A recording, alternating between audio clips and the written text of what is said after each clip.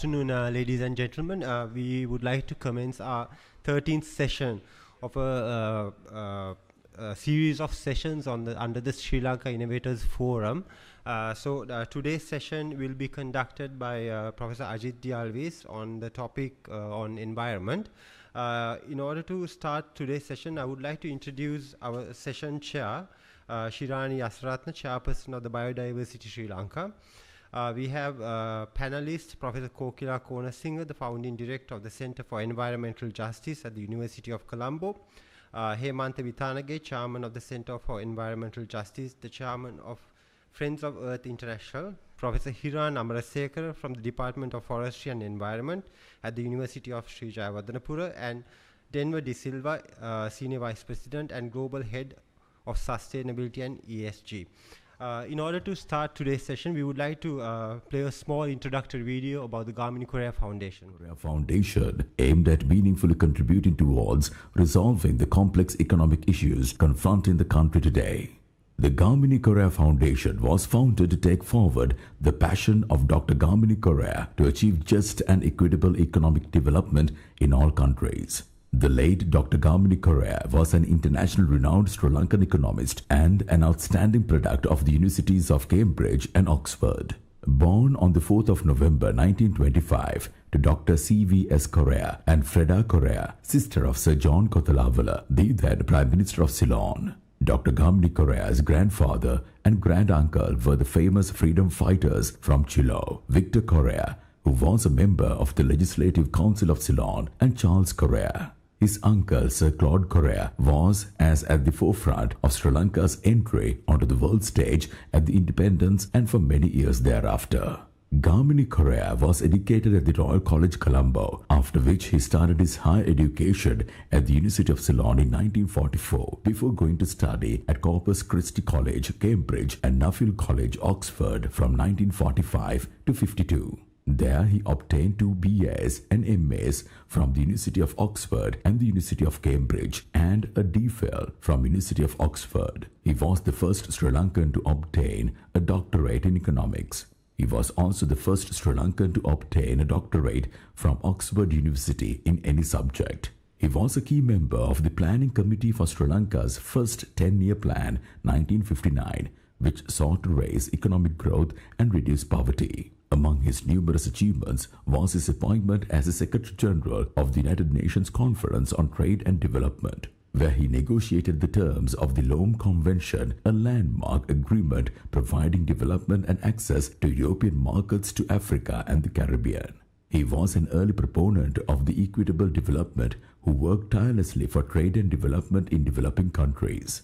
The Gamini Korea Foundation provides opportunities for meaningful economic engagement through rigorous multidisciplinary research to promote inclusive and sustainable development. The Gamini Korea Foundation, an autonomous non-profit institution, is committed to making a real and lasting difference in the lives of vulnerable people. The Sri Lanka Innovators Forum, SLIF, has been conceptualized by Gamini Korea Foundation to bring about change and infuse innovation into the processes of democratic governance and sustainable economic development. It aims to pursue in-depth research and dialogue, focusing on core sectors that need to be addressed and suggest innovative, results-oriented policy strategies to resolve the current economic crisis. The Sri Lanka Innovators Forum will bring together the like-minded thought leaders and industries, debate and agree on pressing issues in a variety of sectors and devise alternative, sustainable economic models, processes and practices. A group of thought leaders who are also subject experts have been assigned to review the issues papers and provide necessary guidance and relevant research material to the respective authors. SLIF will transcend boundaries and barriers and invite specialists from all over the world to contribute their expert views and knowledge to enable Sri Lanka to face its current challenges effectively.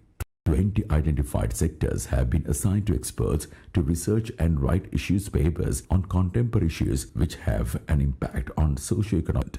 The discourse will commence with questions that should be raised on good governance and administrative reforms. The other topics are tourism, export-oriented industrial development, macroeconomic policy, poverty reduction, reforming Sri Lanka's state-oriented enterprises, Sri Lanka's electricity and petroleum industry, Sri Lankan food crops, livestock and fisheries, transportation and highways, education, healthcare, shipping and logistics, international trade and investment, subnational policies, environment, women and development, ethnicity and socio-economic development, information technology, and foreign policy. The outcome of these issues papers forms a blueprint to be presented to policymakers as a landmark contribution from the Gamini Korea Foundation towards strengthening the economic recovery of Sri Lanka. You are invited to join the Sri Lanka Innovators Forum by logging on to the Gamini Korea website. Fill in the registration form, choose an area of expertise where you would like to share your knowledge, advice and comments on the issues papers posted under each thematic area. Sri Lanka Innovators Forum, beyond the barriers of tradition. Thank you very much. I hope you enjoyed that video. Now I have the pleasure of inviting our chairman, Dr. Lloyd Fernando of the Gamini Korea Foundation to do the welcome speech. Over to you. Thank you, Sohan. Good gentlemen. It's a pleasure to see you all here today. It's very encouraging that you have found it convenient to come for this meeting, because this is not just a case of getting together and sharing some thoughts, but preparing for a very important program which we have had to postpone because we were not prepared for it. It's called the Sri Lanka Innovators Forum, which is through which we are opening the doors for comments, for ideas to come from abroad. Sri Lankans, lots of Sri Lankans are abroad, and as you know, many of them are engaged in very important programs. They are in the university sector organizations, science and scientific research institutes, so they have a lot to tell us. And in fact, they are very much keen in talking to the policymakers here about what we could do. So we first thought of, we got a database from the National Science Foundation, and we thought we will just write to these people and start the ball rolling. But that was not the way to do it. We had to tell them what we think are the problems. That is why we call them issues papers. You see, these are all issues papers. Of course, there may be some suggestions for improvement in between, but most of them are the identification of the fundamental issues the country is facing in various sectors of the economy.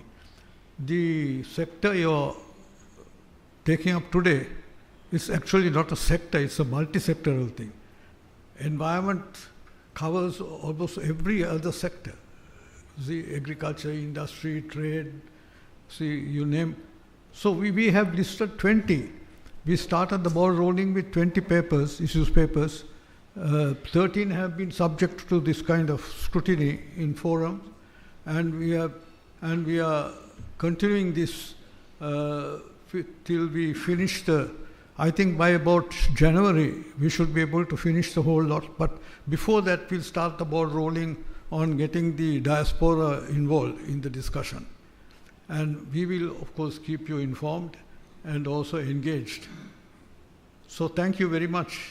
Your participation today is extremely important for us and is very encouraging. Without getting on to the subject matter myself, I will leave it to the panel, and then all of you are invited to speak. Thank you. Thank you very much, Dr. Lloyd. Without further delay, now I would like to invite Professor Ajith Alwis to commence with his presentation. Over to you, sir.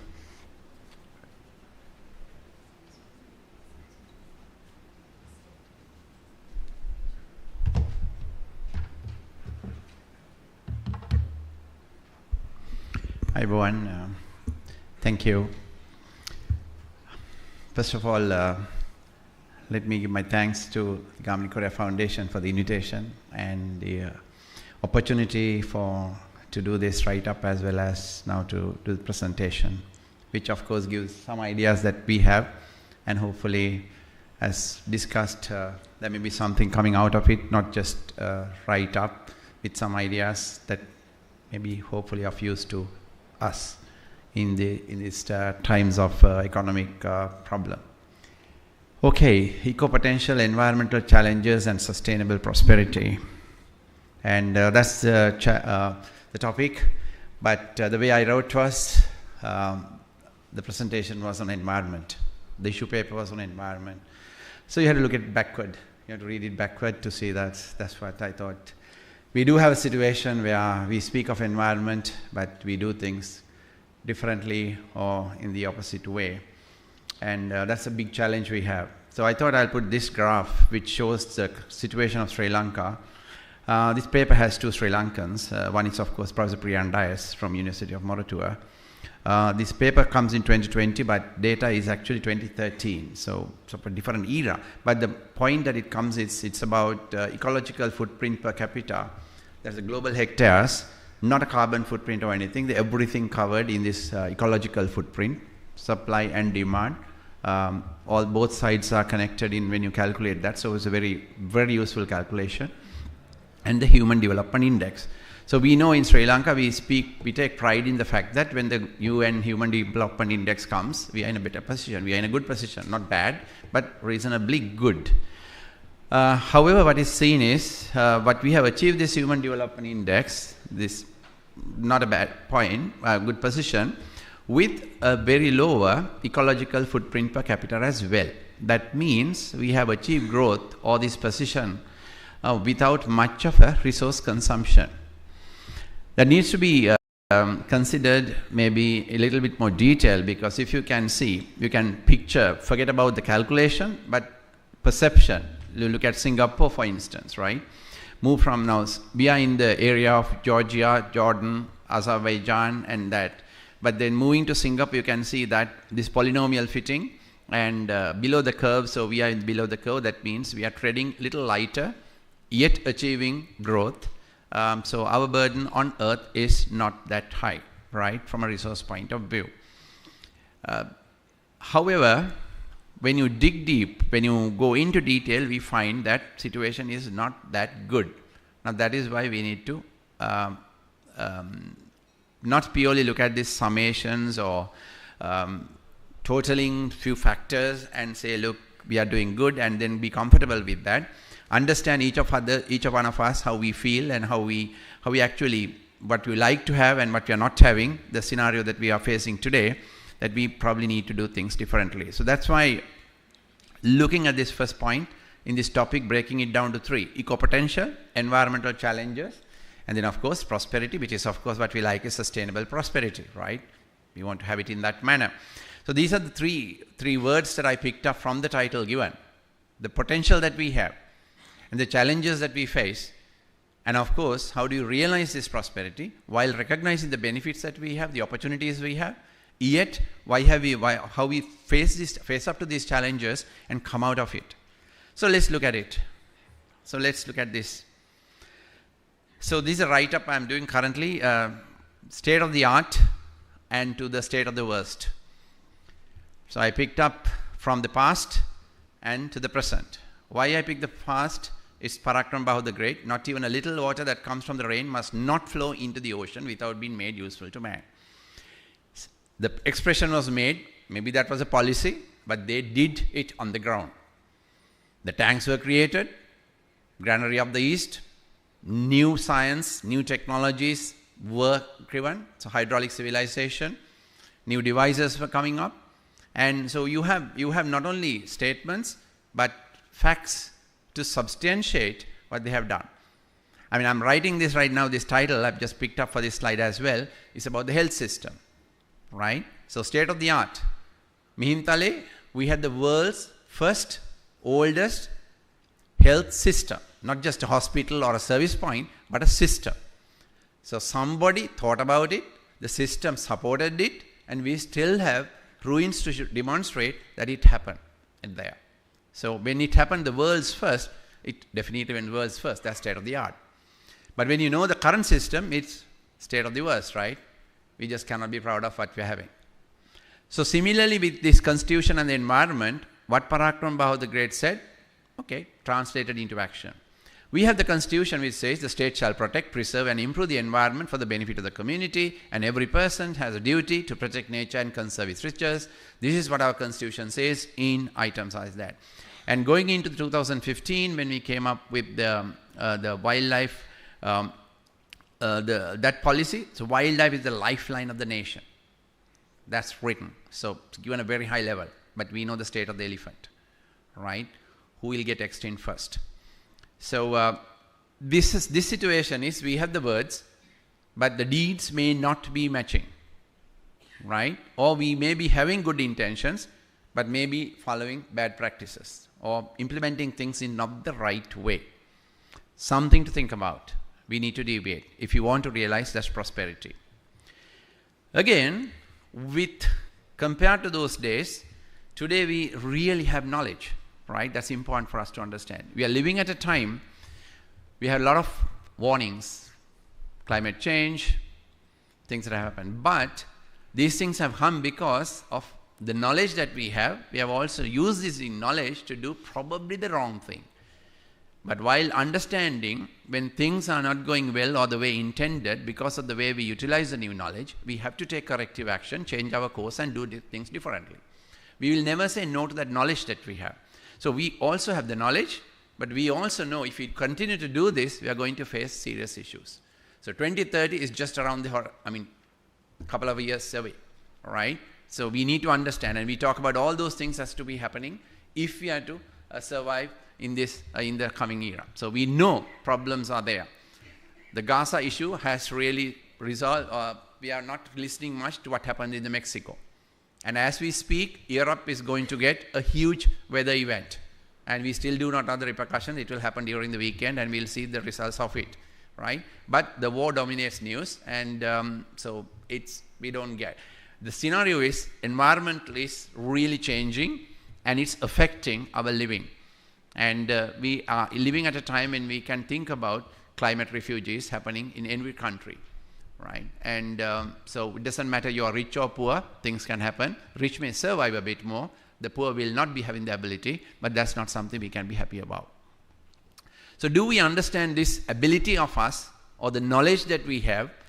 And do we also understand what we should be doing in time to come if we want to survive and ensure that the next generation to have the same things that we were having access to without compromising? How do we move forward? So this is what I want to stress when we talked about the deeds, the words, and what's on the ground, and the way forward or the need to change. So this is an interesting picture. This is a view of Sri Lanka's tallest garbage mountain now after Meethotamulla came down. This is Karadhiyan, right? What is interesting is, so this takes up all our waste coming from the living around this place, from few of the local Pradesh Sabhas, more to a council and all that, including the university. And of course from the university, as we give a lecture on environment, this is a photo that I took from the civil environmental while doing the lecture. You can see this from the window. Not only you can see, you turn around, you can smell it anyway, depending on the way the wind direction comes in. Now we must understand what we are smelling is not good for our life. That's why we say the air pollution after WHO, air pollution is taking unnecessarily lives, about 8 million. We have, it is one of the number one in the list of NCDs, right, in terms of air pollution. And what is interesting is globally, if you take the atmospheric or the climate change is also one of the number one issues. So it both connect to the environment, the air, atmosphere, right? So we see, we smell, we know it's not going to be good for us. Even though I will be having a certain health condition, this is going to affect me. And students who are going to be there for 8 hours in that classroom, I may move in and out, they are going to be exposed for that whole day. It's not going to do anything good for your health, right? We know we should not be doing this, but we are doing that. But we teach what not to do and what to do. Practice is the dump getting bigger and bigger, it's becoming more visible. But what is interesting is this particular site, this particular area, I don't know how many of you have read this book. 1001 Natural Wonders you must see before you die. And I checked this with the Morato undergraduates because it says this is global compilation for whatever reason, right? This is Sri Lanka's largest natural lake, but it says Bolgoda is one of those 1001 places in the world that you must see before you die. And we are breathing, living next to that. We just not understood or even seen somewhere someone saw the value of this resource, this ecological resource, right?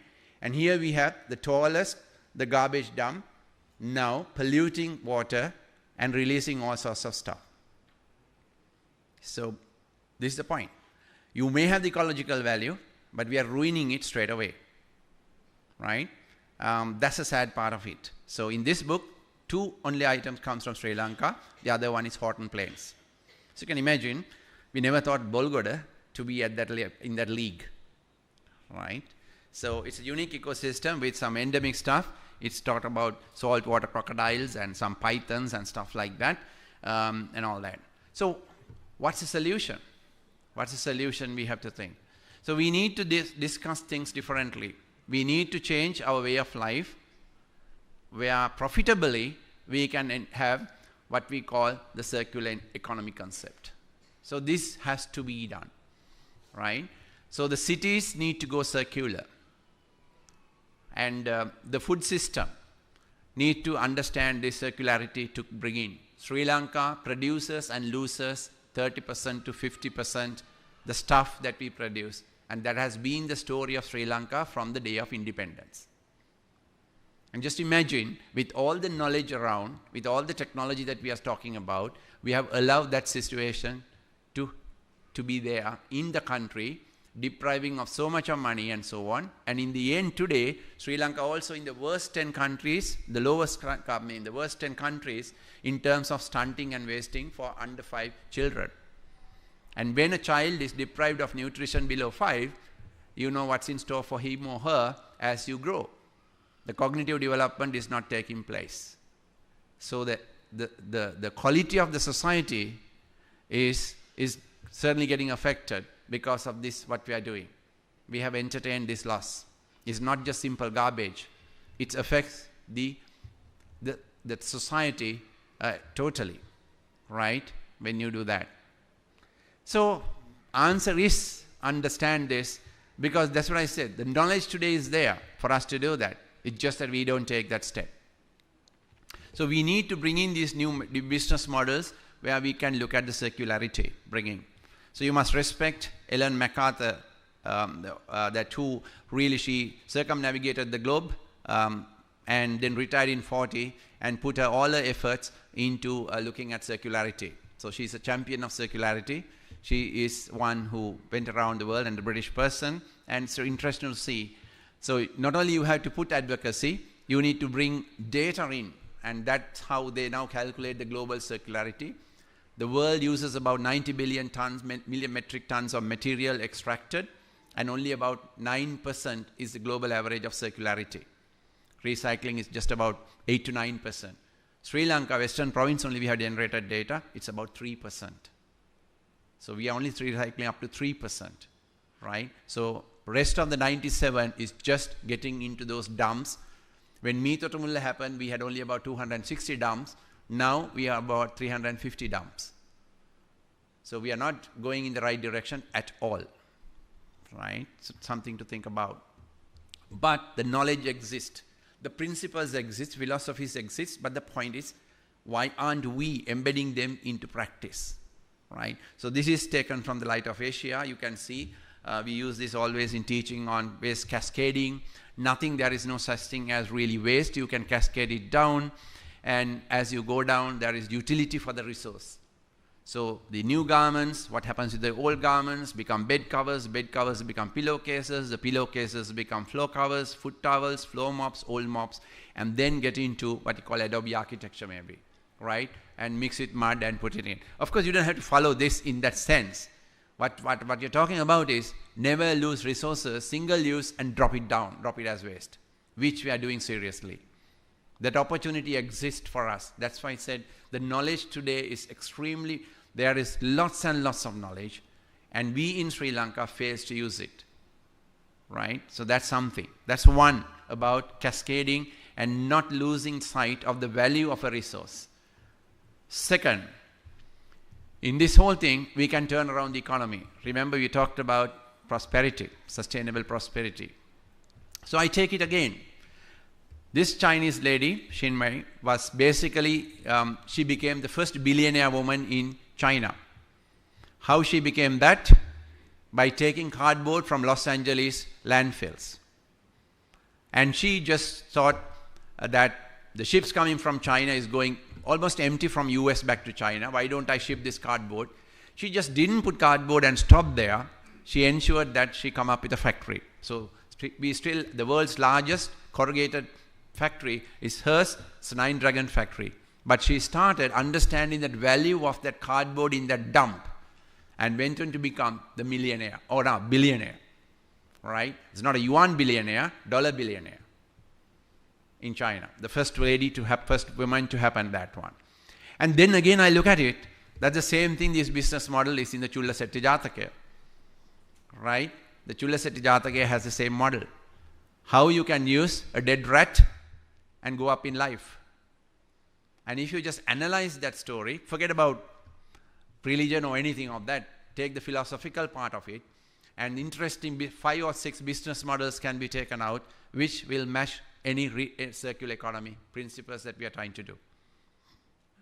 Right? So it's interesting. So our problem today in Sri Lanka is we have these 2 environmental segments. One is brown, one is green. Now to protect the green, you need to appreciate that green. But to do something with the brown, you need to understand brown. Because brown we bring change. So that change can be bad for you. And only way to ensure that you will do that. That's what we as human beings and in society we actually want change. We look at a different quality of life. We bring new knowledge, change, do things and change and create societies to move in a different direction, right? So to ensure that sustainability in that brown environment, you really need to have this understanding. The green, you don't have to have a different way. You need to really have that appreciative, empathetic thing. That's bring it. It's a lot less entangling with it, right? So we saw that issue with the most recent, the world's last legume tree, or is it the Pandukaranda, right? The tree, and how it went. Even when you understand, okay, it's rare, it's in the listed the species or the trees, but when you find something else there, then I think probably there should have been a much better, more knowledge utilized manner in which how you deal with the tree.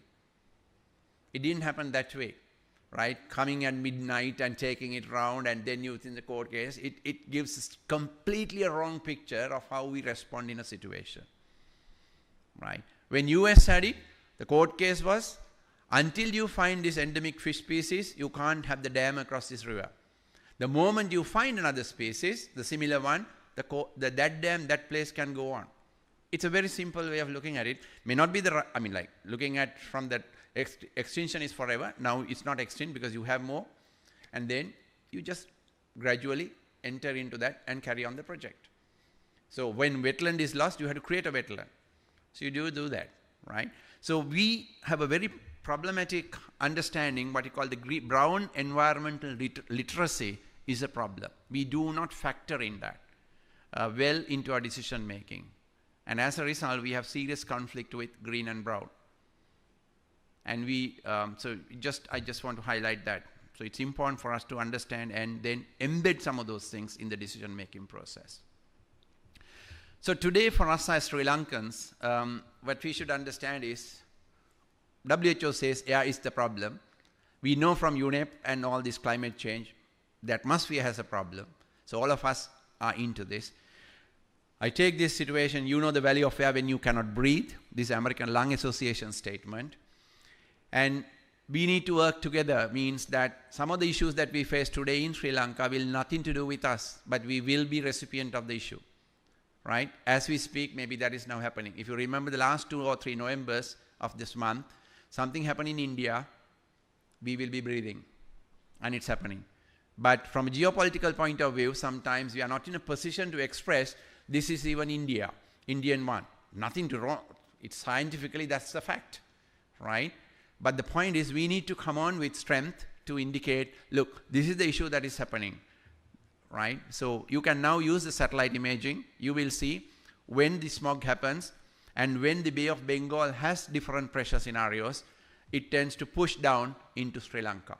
So right now as we speak, yesterday, the air quality index in Delhi was 450, and the healthy space is between 0 and 50. So currently, the two worst cities to live or to walk about is in Delhi and Lahore, right now as we speak.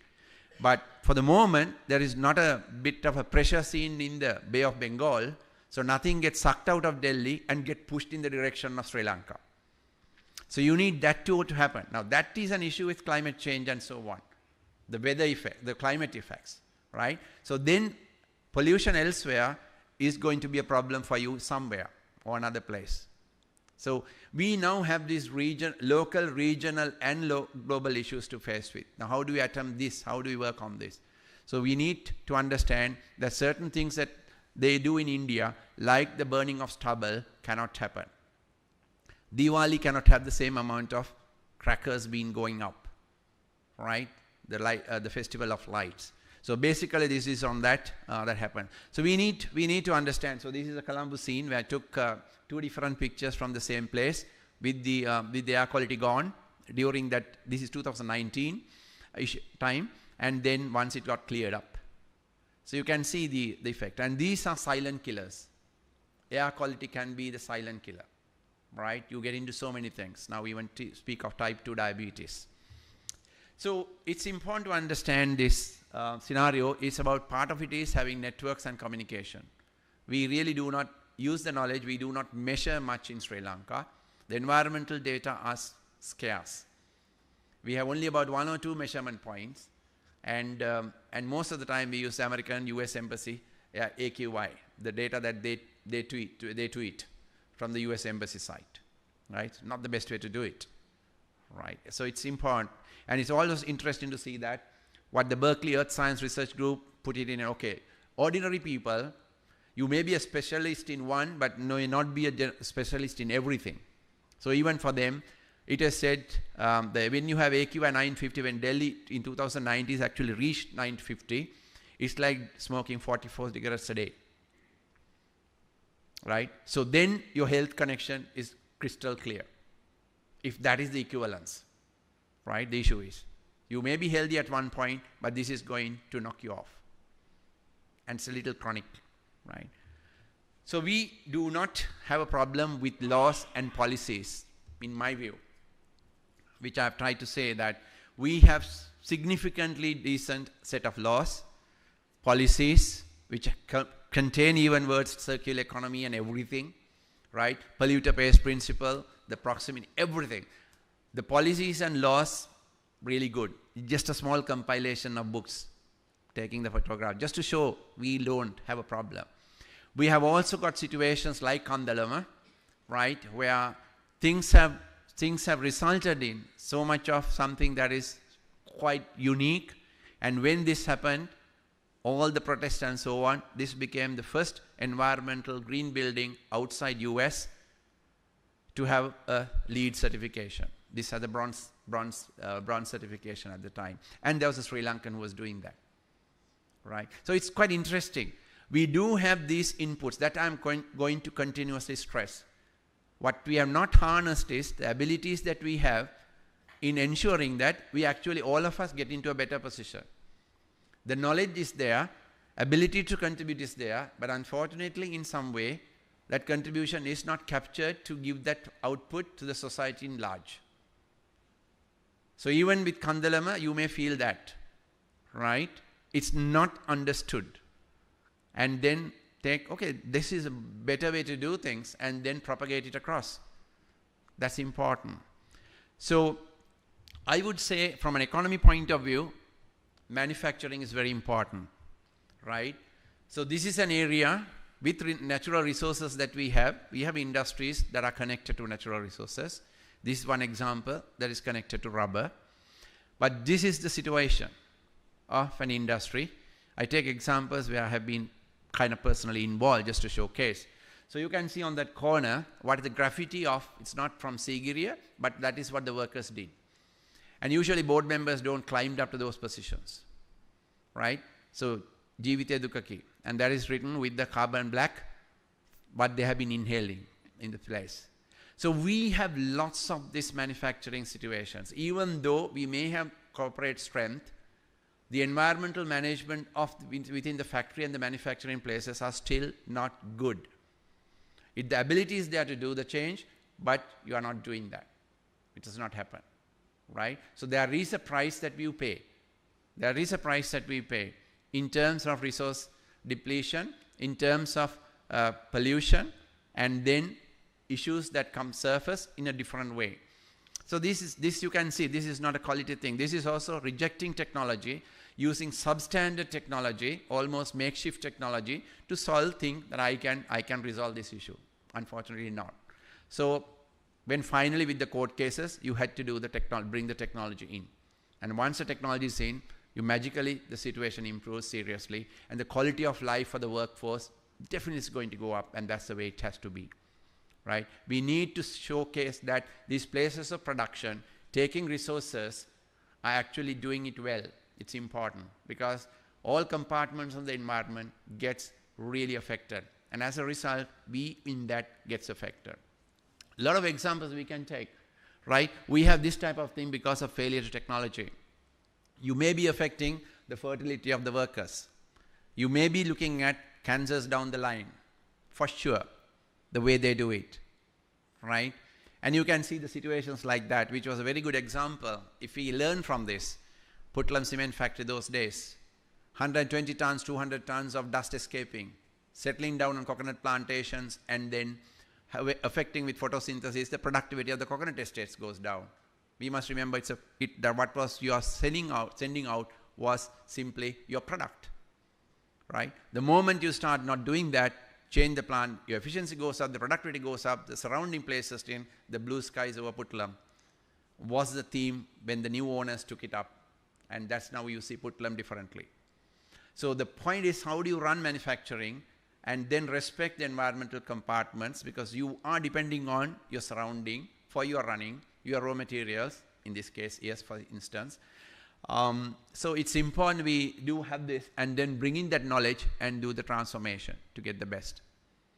That's how you change the ecological footprint, right? You tread lightly and you get your prosperity. So in certain sectors in Sri Lanka, you can see things have really done, and we are like a world's first. It's interesting to note.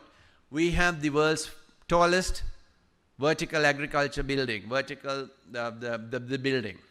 We had the world's first Leeds platinum apparel factory.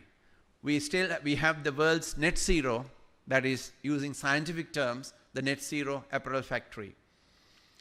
We have carbon neutral products where you look at the entire parts of the products and then do it. You have systems like IoT based and so on, with upcycling, reverse supply chain operations with the technology base. People to get a value for your resource and getting them more engaged because you get a value for your waste. And then you have the world's second factory, or probably the best place, where you turn your PET bottles into the t-shirts. And you can tell when you wear your t-shirt, you can tell, okay, from which beach this PET bottle came. The 8 bottles would have come from 8 different places in Sri Lanka. Now it's a t-shirt that you're wearing maybe in Belgium, right? So the situation of, okay, you understand the value, you don't allow a waste to be waste, and hold this issue, the yogurt cup becoming a dengue problem, right? So you need to bring technology. That is what I called as a new knowledge. The knowledge is there. You must factor in, but we must have some investment, thinking, valuing environment as well, not purely valuing the short-term profit. So this is one thing we need to do in the economics maybe.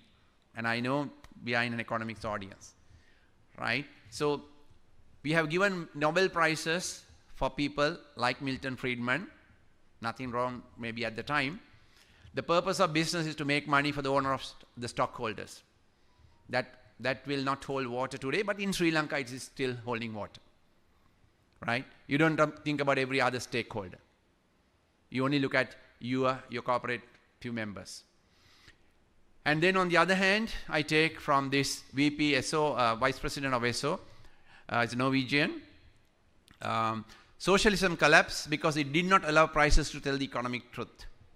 Because you are subsidizing, cross-subsidizing, doing all sorts of things, the prices are hidden, the real values are hidden. Capitalism may collapse because it does not allow prices to tell the ecological truth. It's a little more difficult. What is real the ecological truth?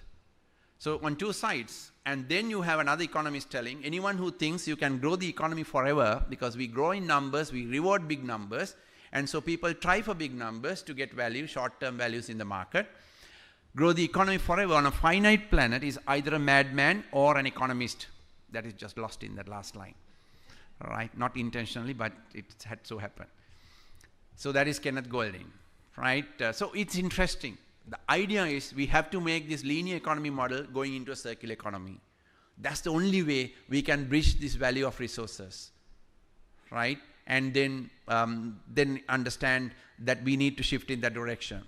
So even today when we talk about socialist economy, the capitalist economy, the social democratic, open, closed, mix. This is on the top of that is where we discuss. And none of these understand the issue for today. What we should be doing at this juncture. Right? Knowledge economy, yes, it's partially, we do that.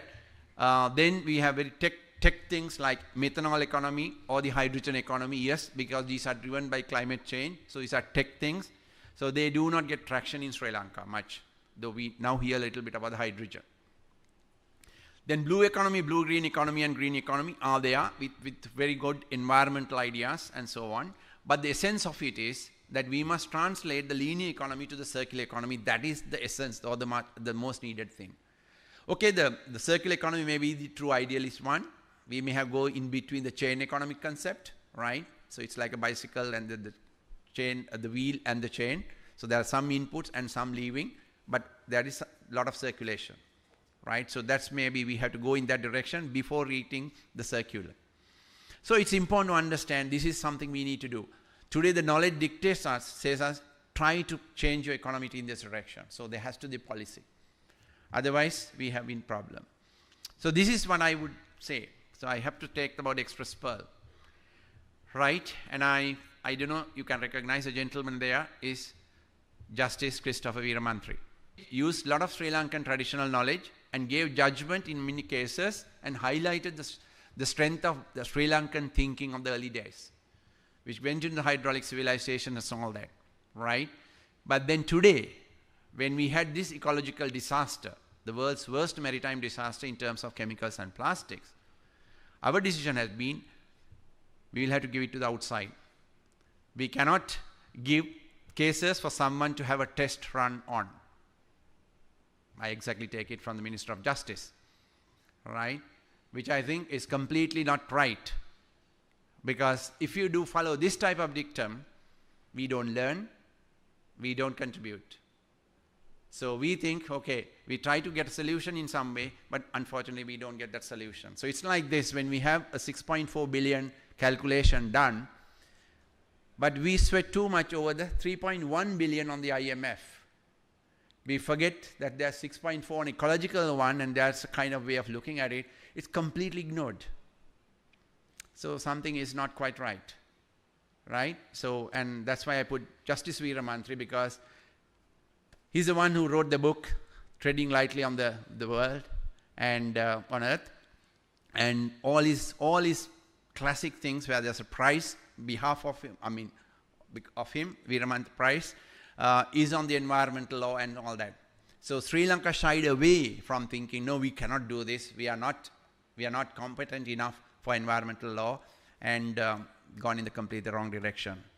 And when things like this happen, about 400 plus turtles that stranded on the beach, but then about 5 more of them, for each one turtle stranded, there would be 5 or 6 more that would get washed away to the open seas. So we would have lost much more turtles, right? A foundation species of sort, and we lost across in that incident. But there was not that. Though we had the policy of wildlife is the lifeline of the nation, that's the policy, there was not real significant interest in ensuring that we learn from it and do it, and then get the best of the data out and to ensure the claim. right? So this is the issue. And also we should know that today Sri Lanka is up there in terms of an environmental push in the climate side. That is the Colombo Declaration over nitrous oxide, the nitrogen declaration. Something of a big opportunity for Sri Lanka in a way, right? Because we know this. But while understanding its nitrogen, we even in Colombo, we still pump our sewage to the ocean. Right? We don't check any policy decision at this stage, even to say, look, the new wastewater treatment plant we are doing is a pumping station.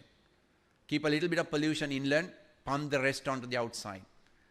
It's just more economically, it's a costly affair, where you can even take out that energy, and you can see trains in Sweden, buses in UK, and all that, where you make use of that. That is what exactly circular economy will do.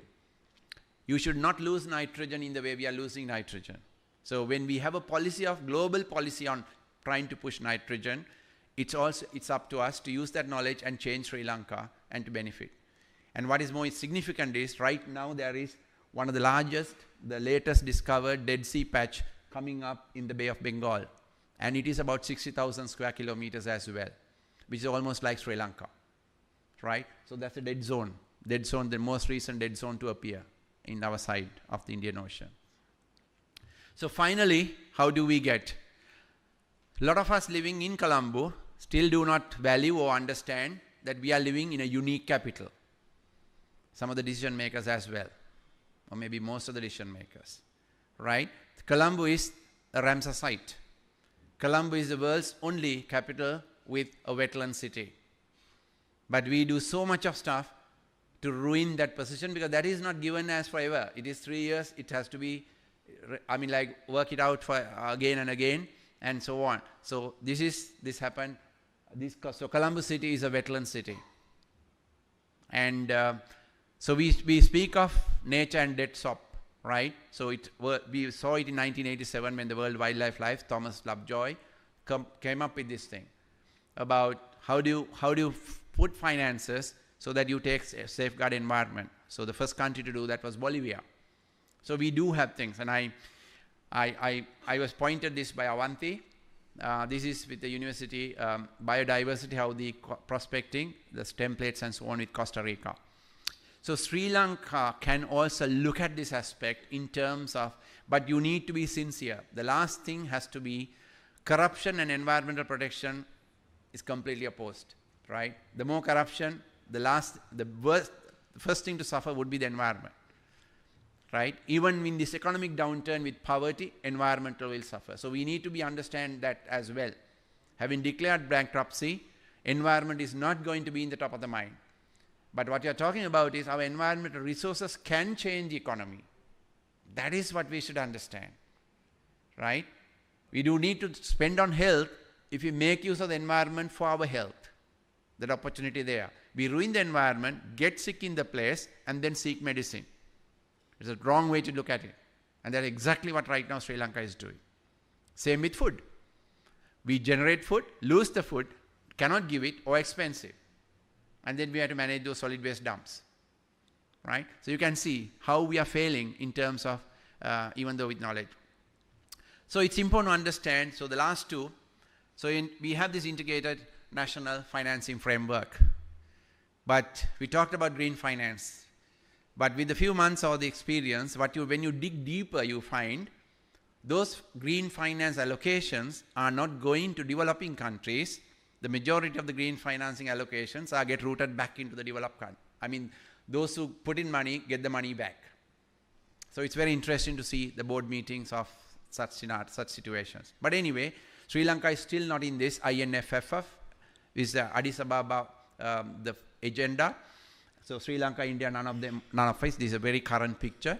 So, but these opportunities exist, where you use financing, bringing reforms with sustainable development in mind.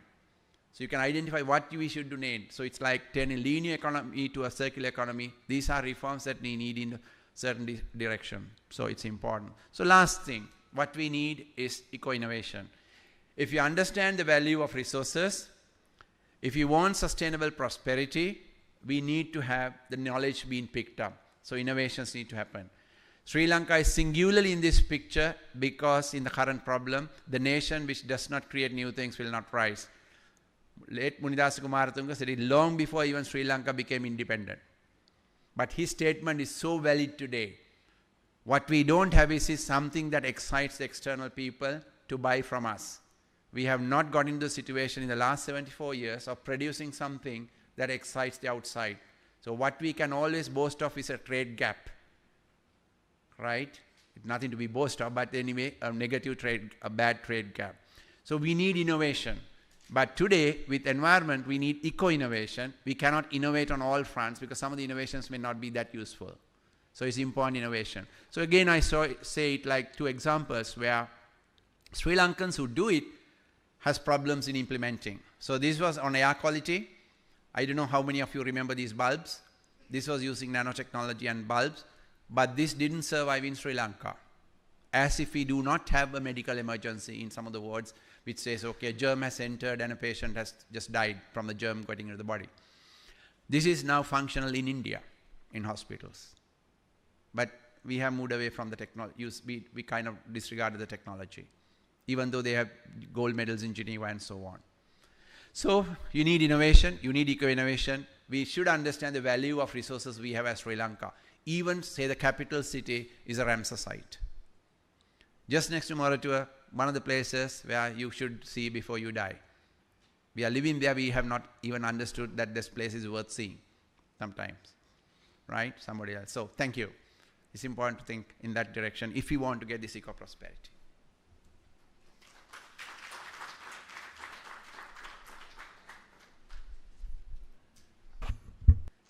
So, session chair Shirani Asaratna, over to you, madam. Thank you very much. Actually, it gives me great pleasure to be here, and thank you very much to the Gamini Korea Foundation for inviting me to chair or be the moderator for this panel discussion. I think as a forerunner, Ajith gave us a lot of food for thought. And we also are privileged to have read the paper that he had done on the environment, the issue paper. And it also raises quite a few of the issues that he outlined. Now, it doesn't say much really because we have been in this field for the last 30 or 40 years. And here we are hearing a rather dismal story, and it doesn't give us much happiness to hear how the situation is. And of course, as you all know, there are lots of reasons for some of the downfalls that Sri Lanka has had. Now, we all know, and Ajith said, that our forefathers have treasured the environment. And in fact, even in his paper, the first page gives you, King Parakramabahu the Great, how he actually spelled out that no water should go into the ocean without being used. And even the Buddhist doctrine, I think we have the first national park that was, declared in Anuradhapura. Now, given that history, I think I would like to pose my first question to Hiran. We all know that Sri Lanka is endowed with great biodiversity. We have ecosystems that range from the oceans right up to the mountains within a very short space of time. Ajith mentioned that we have a wetland city, the city of Colombo, one of the first in the world.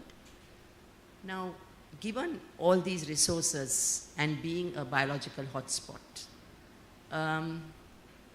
Hiran, what is your view? Having so much, and also as Ajith said, we are not in the position we were 30 years ago. We have a lot of knowledge now, and we have data, and we have lots of things like satellite imagery and all that. What is your take on the loss of species diversity? Thank you, first of all, for inviting me for this wonderful series. And Ajith has asked me to join this one, and I did not know about your association. And when I came here, I saw that you are doing a lot of work on invention or innovation forum. So it's glad I participate this one. At Shirani mentioned that we have been doing this knowledge creation, knowledge dissemination.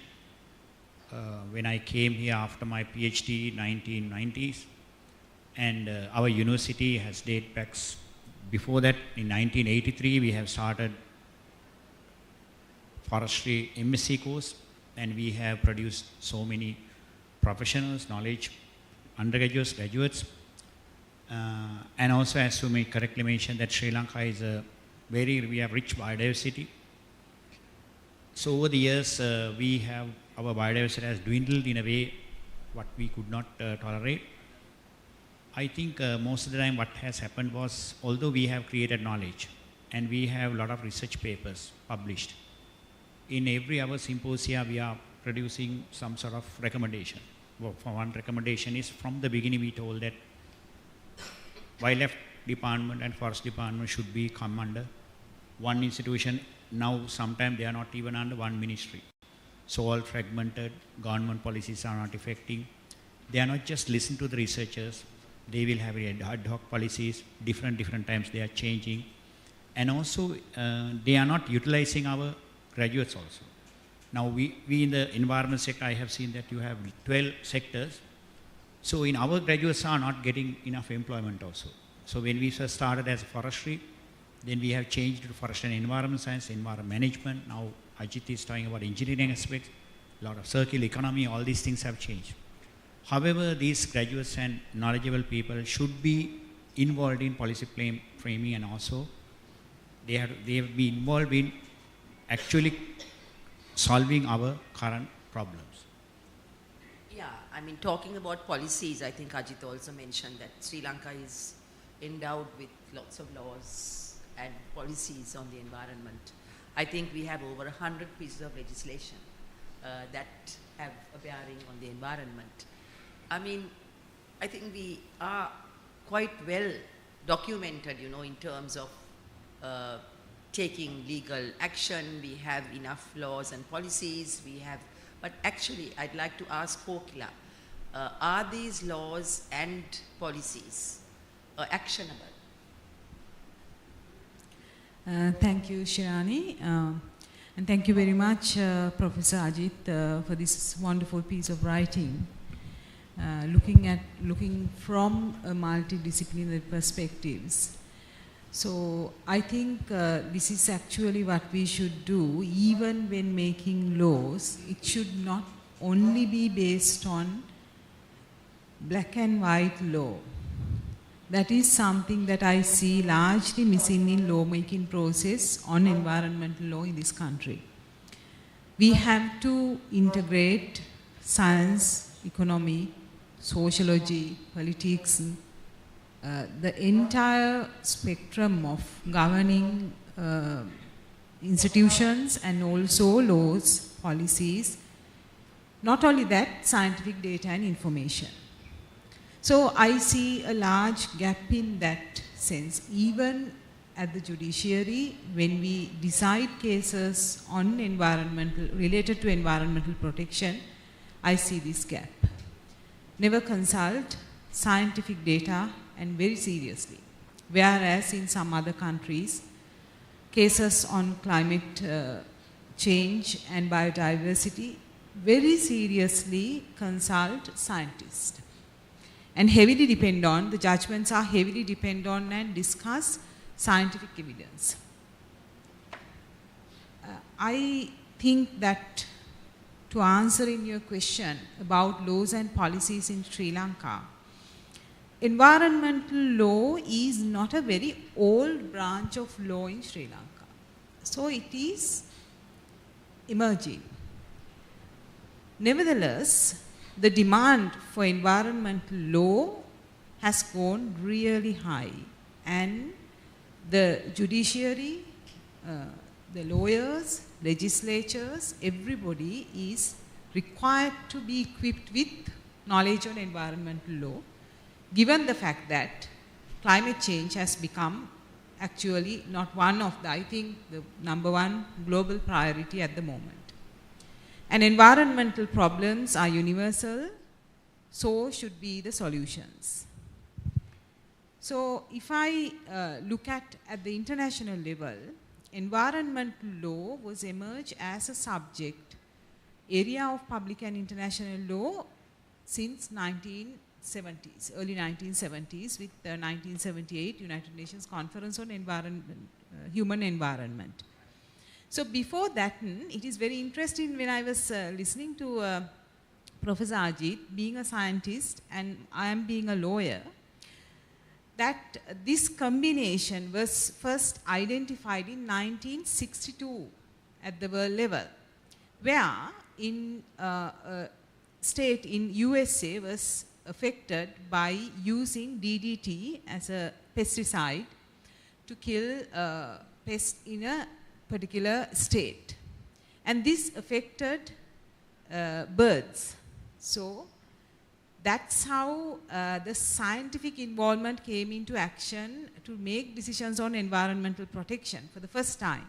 Because the Western world never realized before that the repercussions of the Industrial Revolution. That was the landmark or the alarming findings by Rachel Carson, a scientist, a female scientist, that she found that the reason for birds' death was because of DDT, use of DDT. So then the Western world first began to realize, is there something wrong with our development, the way we develop? So then they had these dialogues, programs. Towards 1972, the world first conference on environment.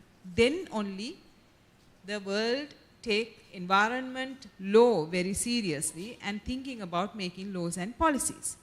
Whereas in Sri Lanka, we had our first National Environment Act in 1980. So that was the time that the globalization, information technology, all of these are in the forefront of the global dialogue when Sri Lanka had its first National Environment Act.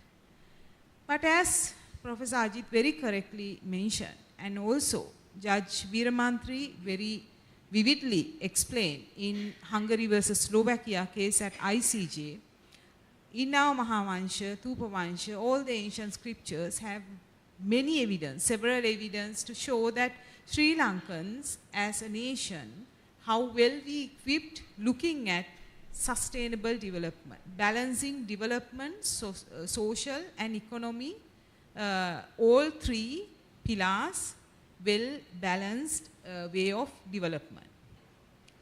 So now when we look at the legal framework in Sri Lanka, we can see the constitution, as Professor Ajith in his first slide mentioned, Article 2714 give the responsibility for the state to protect, conserve nature, and also give duties for the people of this country to protect nature. So are we doing that? That is the main question that he conclude his session. So the Constitution has provisions in the directive principles, chapter 6, and also in chapter 3 as a fundamental right.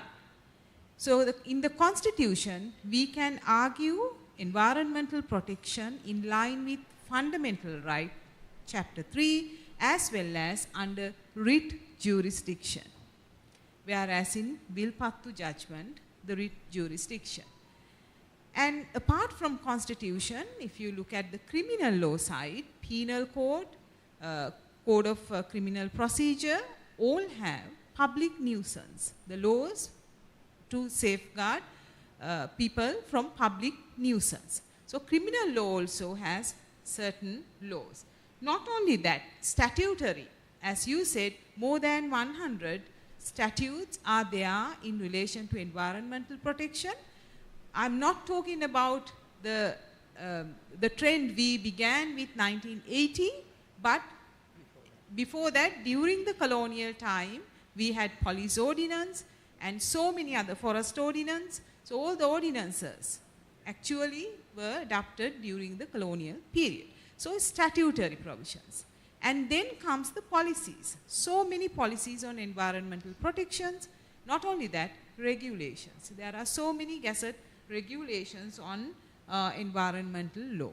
So that is the legal framework. And in addition to that, we have governance, institutions part, starting with Central Environmental Authority, and also we have a ministry.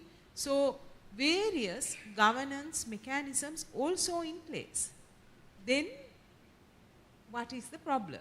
So the problem is, as you said, the enforcement and the political corruption, and I'm very seriously emphasizing here the malfunction of administrative sector. So we all, as government officers and academia, researchers, and not only that, the civil government service, administrative officers, we all have a responsibility to play in this scenario. So we have sufficient laws, policies, regulations in place. We have institutions in place, but the problem is, put this into action has a very big question mark. Hemant, I know you have so much of experience in what Kokila is saying. We have got a plethora of laws, we have so many policies. As she says, environmental responsibilities are split among different agencies. Today, the Environmental Ministry has just 2 organizations within its purview, when there are so many areas that we should be looking at. The Department of Wildlife and Forestry is somewhere else, in another ministry. So, I mean, how can, with all these, laws and policies and everything in place, with such political disregard for the environment, how can we progress when we have so many issues which we need to do? First, I want to thank Gamini Korea Foundation for inviting me, and also the organizers, and Professor Ajith, of course, for giving us a lot of food for thoughts on this subject area. We have Mr. Ravindra Dabari in this room, who has filed more than 350 environmental cases so far. Right now we have 36 environmental cases pending in the courts. Many of them are against either politicians, either environmental agencies, or sometimes against the president. 2 days ago, there were 4 people came to my office from Cabinet area, 2 Buddhist monks, and one is a very powerful political Buddhist monk, and one is a politician, and one villager, and another ordinary Buddhist. They were looking for an organization who has stopped destruction of Cabinet forest and also Kotigala forest area, and they have spoken to government ministers, and they have said, because of some environmental organization, we can't allow you to do the farming. Forest department had the same thing, and they have gone for various places, and finally in the evening they came to my office. They said, please allow us to do the farming in this forest area. And when they said that after 2000, they have not destroyed any forest area. And I went to the Google map, and I showed, this is the Google map, and see how far you have destroyed since 2000. Now, as an environmental organization in the country with a small team, we were able to stop destruction of more than 500,000 hectares of forest, which previous president wanted to release for development. It's not the forest department who protected those forest areas. Actually, we protected. And because the same courts that Professor Kokila was mentioning. And we have many such court cases. one other court case, you all remember, just about Vilpattu. We had a politician who has given away a lot of forest areas, and the court order was given in 2021, I believe, 2020, that the forest department, who is responsible for giving away this forest area without going through the proper procedure, has to replant, which means about 825 hectares they have replant, and the money has to come from that politician who directed the forest department to release this land.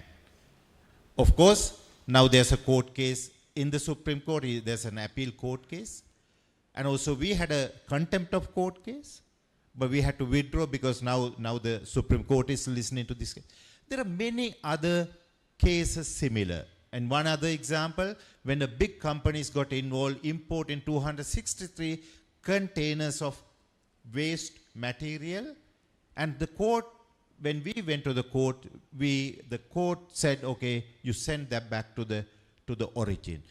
You know, our experience shows that, I mean, there are many others about lead paint, about mercury in whitening cream, and there are many policies, many guidelines, many standards we have brought as part of our court cases.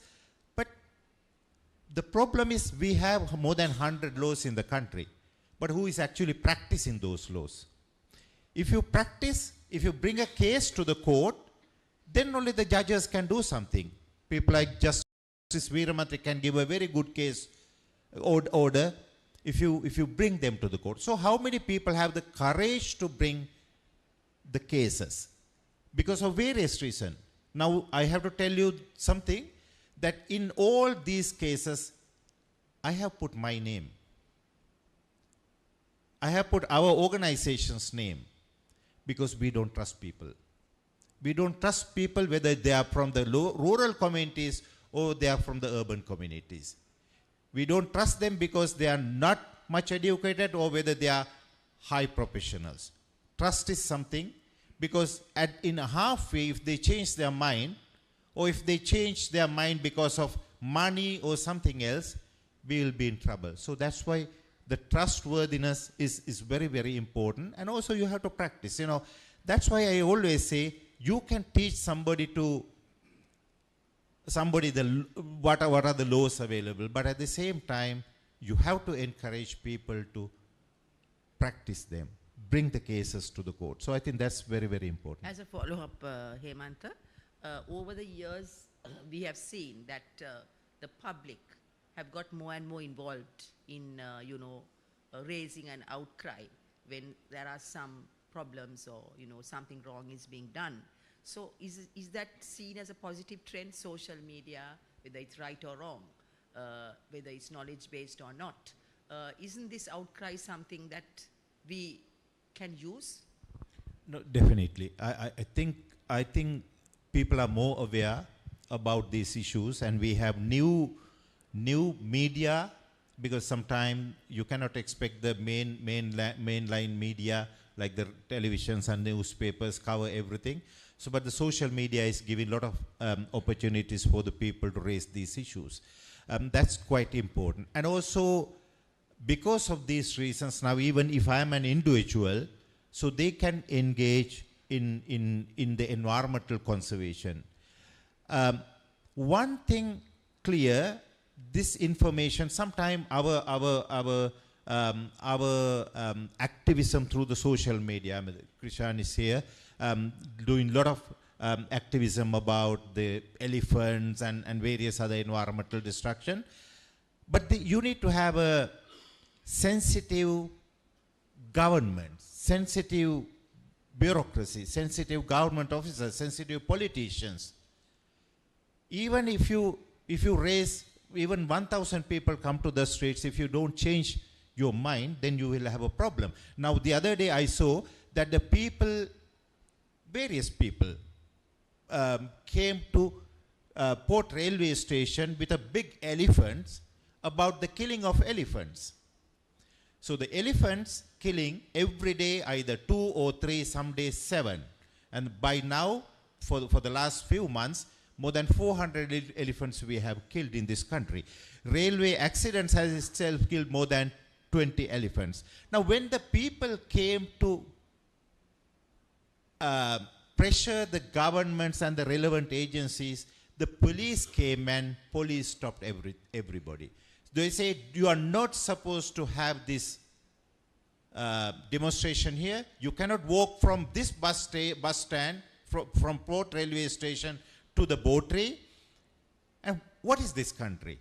Now, if you already know that people are destroying the forest, people are killing elephants, and the elephant killing sometimes is become a routine for certain people. And we know that each of the elephants have more than 15 kilograms or 20 kilograms bullets in their body. Where these bullets have come from?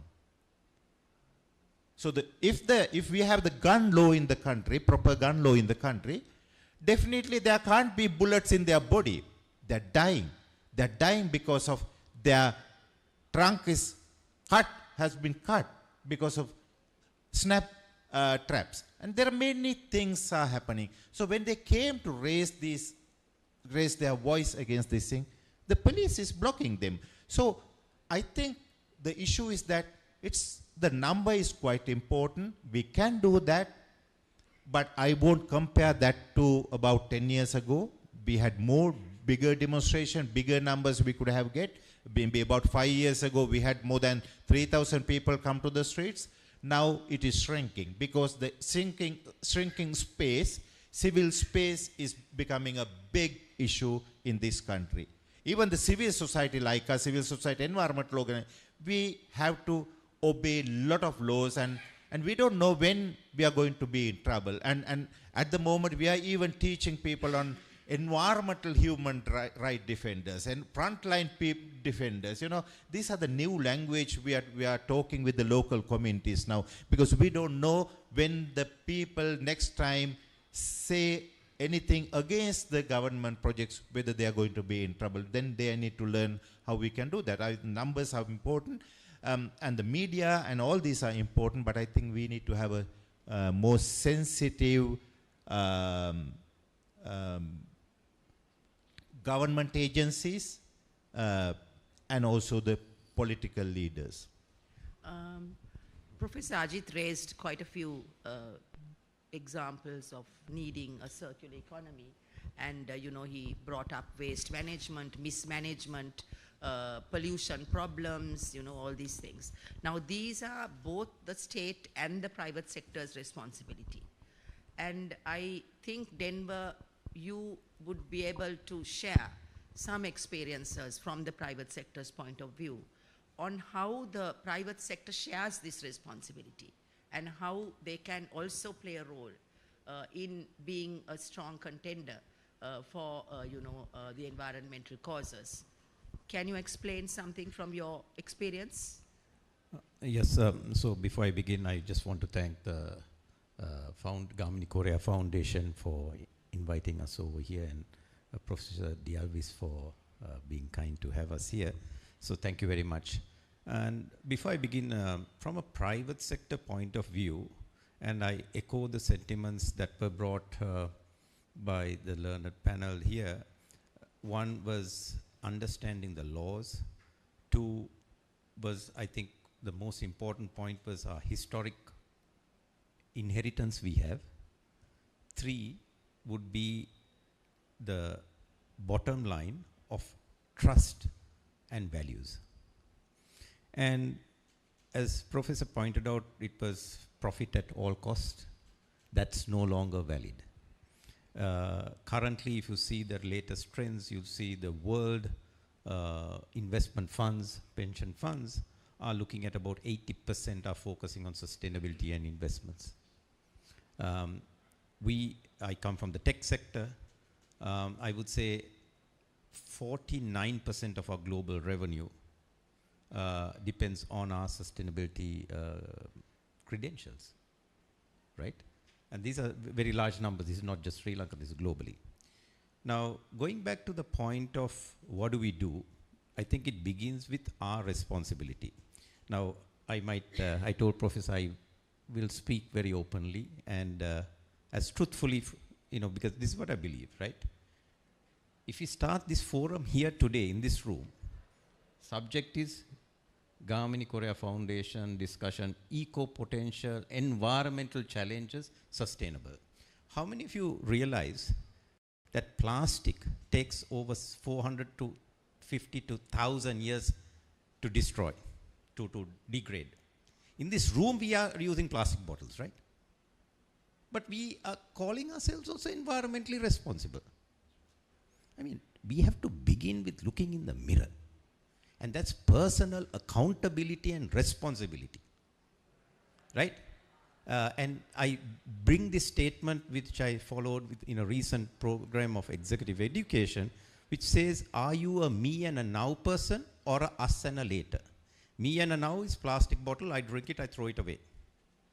Us and later, I bring a reusable bottle. Why not? Or I will put myself in inconvenience to find another place to have that water. And if you see, there was a lovely, what you call television video clip of a naval admiral saying the first thing they taught the commandos and the special squadrons was how to make their bed. It's a discipline of following that. And if we can't discipline ourselves, everything else will fall apart. So, based on our values and our commitments, we need to start doing it. So, we are talking about end user responsibilities, that's the key. We are talking about companies taking responsibility. And whilst the laws and things are there, what's stopping us from doing that? We saw COVID bring one of the greatest digital transformations the world has ever seen.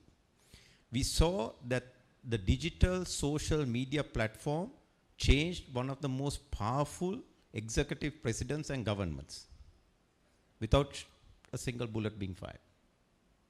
These are phenomenal. Sri Lanka has the highest digital internet penetration per capita, I believe, in Asia or South Asia for sure. And we work with the youth, and they tell me no one under the age of 30 looks at a newspaper or the main media. It's all on their phones. So if we have access to these people, and they are capable of actually making, so with this literacy rate, we also came down to bankruptcy.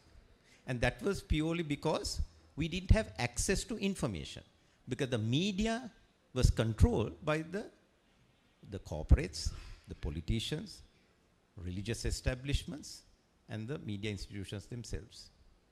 So the people were not aware. But today, any person in Sri Lanka has equal access to information and knowledge to anyone from New York to anywhere else. And that's how some of the largest tech companies and jobs we do here is for the world-class companies in the world, right? So I don't think we really have excuses other than looking at ourselves, right? We've committed, we work with Shiran on multiple projects because the intent is clear. The action is deliverable. We have a zero plastics policy in the company, worldwide, 25 countries, 49 locations. Vendors were prohibited from transacting with us if they don't follow these things. We have an anti-bribery corruption policy. We talk about corruption. How many companies have it? 98% of our workforce, which is about 39,000 people, across all these locations are certified. Otherwise, they don't get enrolled, they don't get things. Now, this is not because the state lands and laws are in place, because we are upholding our values. And it begins with civil society upholding your own values, right? And we make excuses. You know, I say in Sri Lanka, we are famous for the crutches of excuses. Handas and Hindas. Vatsa Handa, Hitapu Hinda, Mea Handa, Eda Hinda. I mean, we are brilliant at that, right? With crutches, you don't win the Olympics, you don't win the race. Take accountability for yourself today and be that change that you want to see, from changing and flipping the script from a me and a now to a us and a later. Start with the little things. Do you need to start your car and go to the supermarket, or can you walk? Can you carry a bag and make it a point? You don't need laws. You don't ask for a bag when you go to the market. We know plastic pollution. We know that if you go to Gaul and you see the amount of fish that is there, 3 piles, 2 piles of plastic, one heap of fish. It's real right now. We are currently consuming more than 1 plastic card worth of microplastics a week. All these bottles, you're consuming micro, and you want to know why you're getting sick, right? And then you blame the health system. But are you taking action? No, I'm just, it's me and now, right? So I just like to leave these thoughts of self-accountability. And as a private sector, I think we can do that. And we have to drive the change from being the change we want to see. Thank you. I have a follow-up question, but I'll ask it later. Right. Hemant, I just wanted to check your thoughts now. In the old days when we were talking about environment, deforestation was one of the biggest environmental threats. Then, and also land degradation, pollution, these were there. But now, I think climate change has overtaken all the issues that we are talking about. And there is a bearing, climate change has a bearing on all the other threats. Now recently, the Sri Lankan government did a amended their climate change policy and also have a net zero roadmap, for Sri Lanka. How do you think these documents, which are largely being, we all know that they are substandard and that there isn't enough public participation in the promulgation of these policies. I know that it is being hurriedly done to go to the UNFCCC COP, which is happening in a few weeks' time. Is it just this paper that is important, to take it to these various global meetings, or is it to have a good document that successive governments can, you and I know that today if one government does a policy document, tomorrow the next one will come and just throw that out of the window and start all over again. Yeah. And there are so many climate discussions from the presidential level to even other fora. Are these working together, or are they just silos because it's a fashion to talk about climate change? Thank you. Very timed question. I seen that in many universities they're teaching climate change. 2 years ago, just before the COP27, I asked some of the academics, have you ever been to the climate COPs? And not many. But last COP27, there were many academics attended that meeting, and that's where the new knowledge is coming on climate change. That's one side. The second is actually whether the climate change is the only biggest crisis for us. So the UN has identified, and the scientists have identified, at least 9 crises that goes beyond planetary limits. It's not only climate. During the Stockholm Plus 50 meeting in June last year, 2022, UN Secretary General Antonio Guterres mentioned triple planetary crises. One, of course, climate change. Second, biodiversity destruction. So our people have destroyed more than 70% of the wildlife and the wild animals by last 50 years. Now imagine what is going to happen next 50 years. We are completely going to devastate all wildlife. The third is land pollution and water pollution. And the ocean is polluted, land is polluted. Now, when we just start talking about climate from everywhere to the presidential secretariat, we might miss other bus. That's one of the issue. Whether we are doing the right policies. Of course, when I attended the meeting on the SDG updates, Sustainable Development Goal updates meeting in the Temple Trees. And they announced that we have done so much on the climate SDG 13. But not on the 14 and 15. the land and water. How come somebody say that we have done so much on climate, but your forest is not protected? Every time when you talk about net zero 2050, you are talking about actually balancing the emission as well as the absorption. So you're going to calculate. Now here we are destroying one side, we are destroying forest, and at the other time we say, okay, we are doing so much on the climate policy. Of course, when I checked with the Sustainable Development Council, they say, yes, we have so many policies. We have National Adaptation Plan, we have climate policy now, it's updated policy, and we have a climate and then we have the Net Zero 2050 plan right now. But Net Zero 2050 plan, it's not participatory. Our forestry master plan is not participatory. People don't know what is they are writing.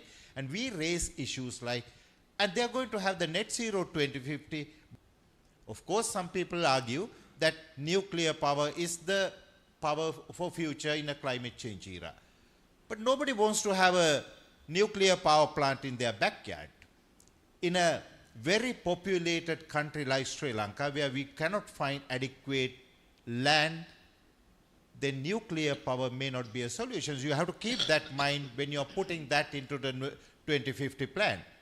So there are so many discussions going on, but I think there's no real discourse in the country, because last week both Professor Hiran and myself were invited by the youth to speak about the nature-based solutions. When we started talking about the nature-based solutions, actually when I study about the nature-based solution, last 3-4 years this has been coming up, the nature.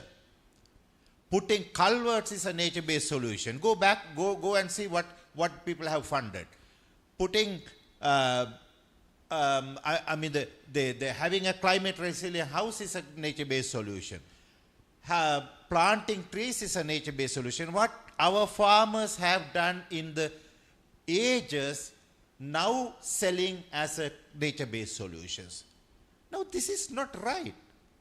They are not false solutions, because there are many other false solutions coming from the business sector, like putting fertilizer into the ocean and making more plankton and to allow more carbon dioxide absorption. There are things like that also coming. They are real false solutions, but these are actually the practices we have been doing in the past.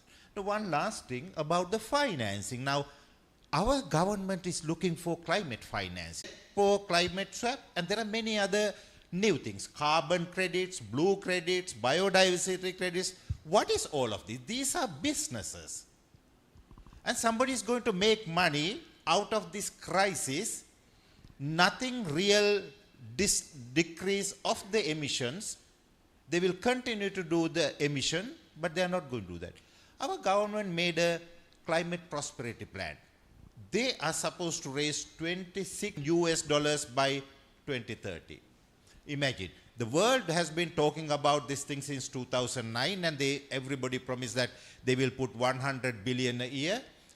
And for last 12 years, the Green Climate Fund was able to raise about $11.9 billion. Yes, money is there. Money is with the corporations, but people are not putting money into this one. And as Professor already mentioned, that many of the money going back to their own country. So if you want to raise $26 billion for just this small country by 2030, I don't know who these consultants giving these ideas, you know. That's my question. Because you can give because the politicians don't understand these subjects, including where the finance is available. Everybody thinks there are a lot of money available for the climate finance, which is not the case. And how many people in the world fighting for the same finance? I think that's what you have to understand. So I think we have solutions, but just raising cash to finance our projects won't happen. Then you have to think about other ways, like what the industrial sector is doing, and some of them are like they are climate neutral, and they put solar power and all of them, and they're using. So you can have those kind of other solutions, but just raising cash to fund our climate resilient projects, climate adaptation projects, or maybe to bring the solar power and all of this, it's not going to happen. You know, imagine now some of the projects we are putting in the Kabilitta area, about 28 kilometers. Everybody had seen this, where's this Kabilitta shrine? And in that road, about 28 kilometers away from Monaragal town, somebody is putting a solar power. This is land grabbing. If you want to have a solar power project, there are enough buildings in the country, enough tanks in the country, enough canals in the country, enough roads in the country. There are road top solar, roadside solar, canal top solar. There are so many other options. Why? Because they are not attractive to some of the business people. They want to do the land grabbing as well. Maybe the Ceylon Electricity Board is a problem. So we have to identify these issues. Otherwise, I don't think just putting things into the papers not going to make us climate resilient. Yeah, I think we have to agree that we are a country very vulnerable to the impacts of climate. I mean, we are a small island. We have the coast right around us, and we have communities dependent on coastal resources. Now, we also have a resource-based economy. And Hiran, agriculture is a mainstay. And you know that many, I myself personally faced an example in the northwestern province where, you know, communities that were in agriculture really were almost in despair because the rain came at the wrong moment. And their whole climate, you know, their whole harvest was you know, destroyed. Now, talking as a sort of, you know, a biologist or somebody who knows the intricacies of fauna and flora and the importance of maintaining these in a resource-based economy and in an agricultural country, what is your view on climate smart agriculture, you know, converting ourselves into other ways? And also I would like you to also address the issue now, we being a vulnerable country to climate change. I think, Hemanta, there are some funds that are available which can be tapped for vulnerable. I mean, the last COP clearly brought out that there are funds available for very vulnerable, and we are right up on the vulnerable scale. I think we are the second most vulnerable country for climate in the planet. So now, what is your view on this whole thing? Now we have been practicing this traditional agriculture for a long time, and some of our universities have also introduced new varieties and things like that. However, in Sri Lanka, I think it's high time we are going for the science-based agriculture. In Sri Lanka, it's more on normally, you know, agriculture and most of the things are about 95% science and 5% hard labor. But in our countries, we are not practicing those things. So we had to have this, as you said, the climate change adaptation.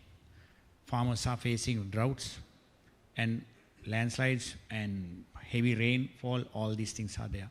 At wrong times. At wrong times, yeah, that's right. It's and also recently the policy on the organic fertilizer policy also hit a lot of issues. And on the other hand, Sri Lanka is facing economic crisis.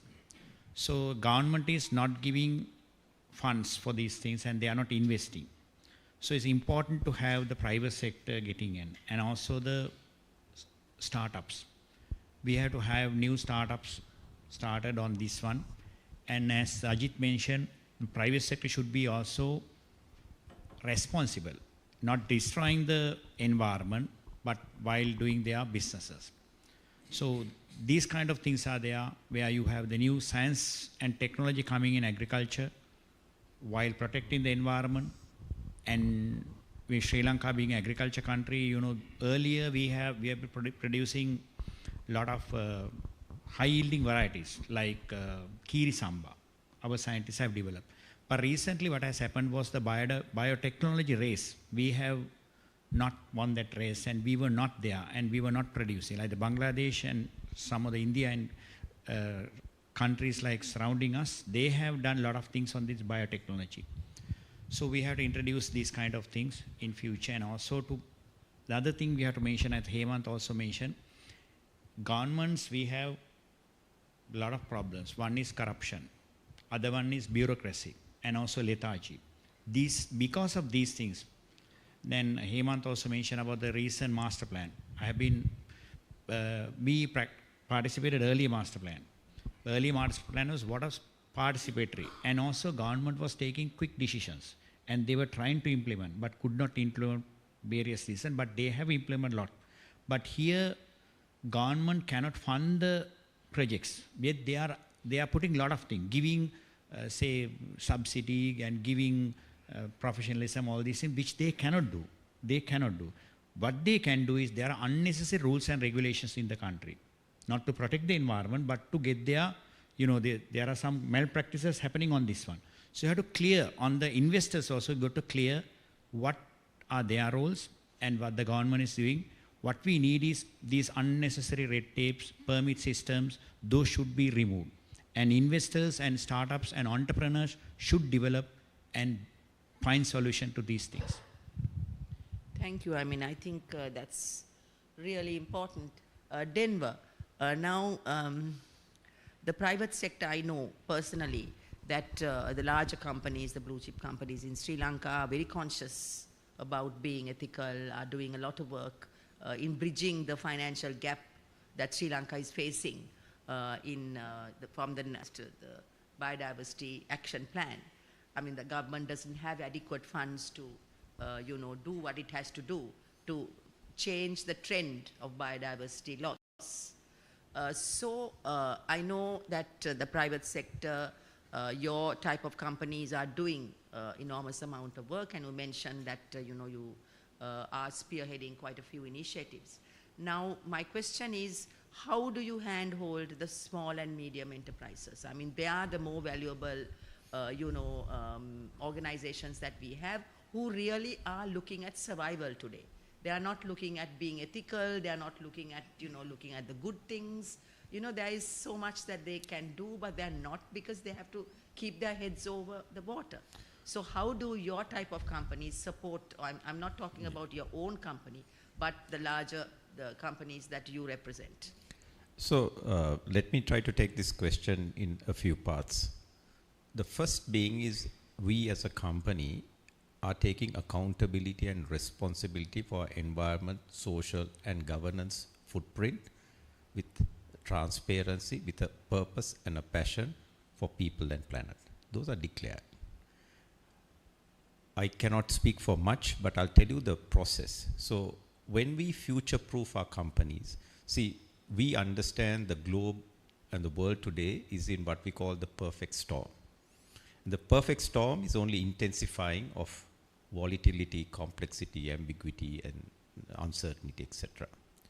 And what is expected of businesses is to be future-proofed to sail this perfect storm at scale and at speed, right? Which is very different to what our forefathers taught us. When there's a storm, you drop anchor and you wait till the storm goes. These storms are not going away, and we know that. So in addition, no business survives on its own. It survives with its customers and its stakeholders and its supply chain.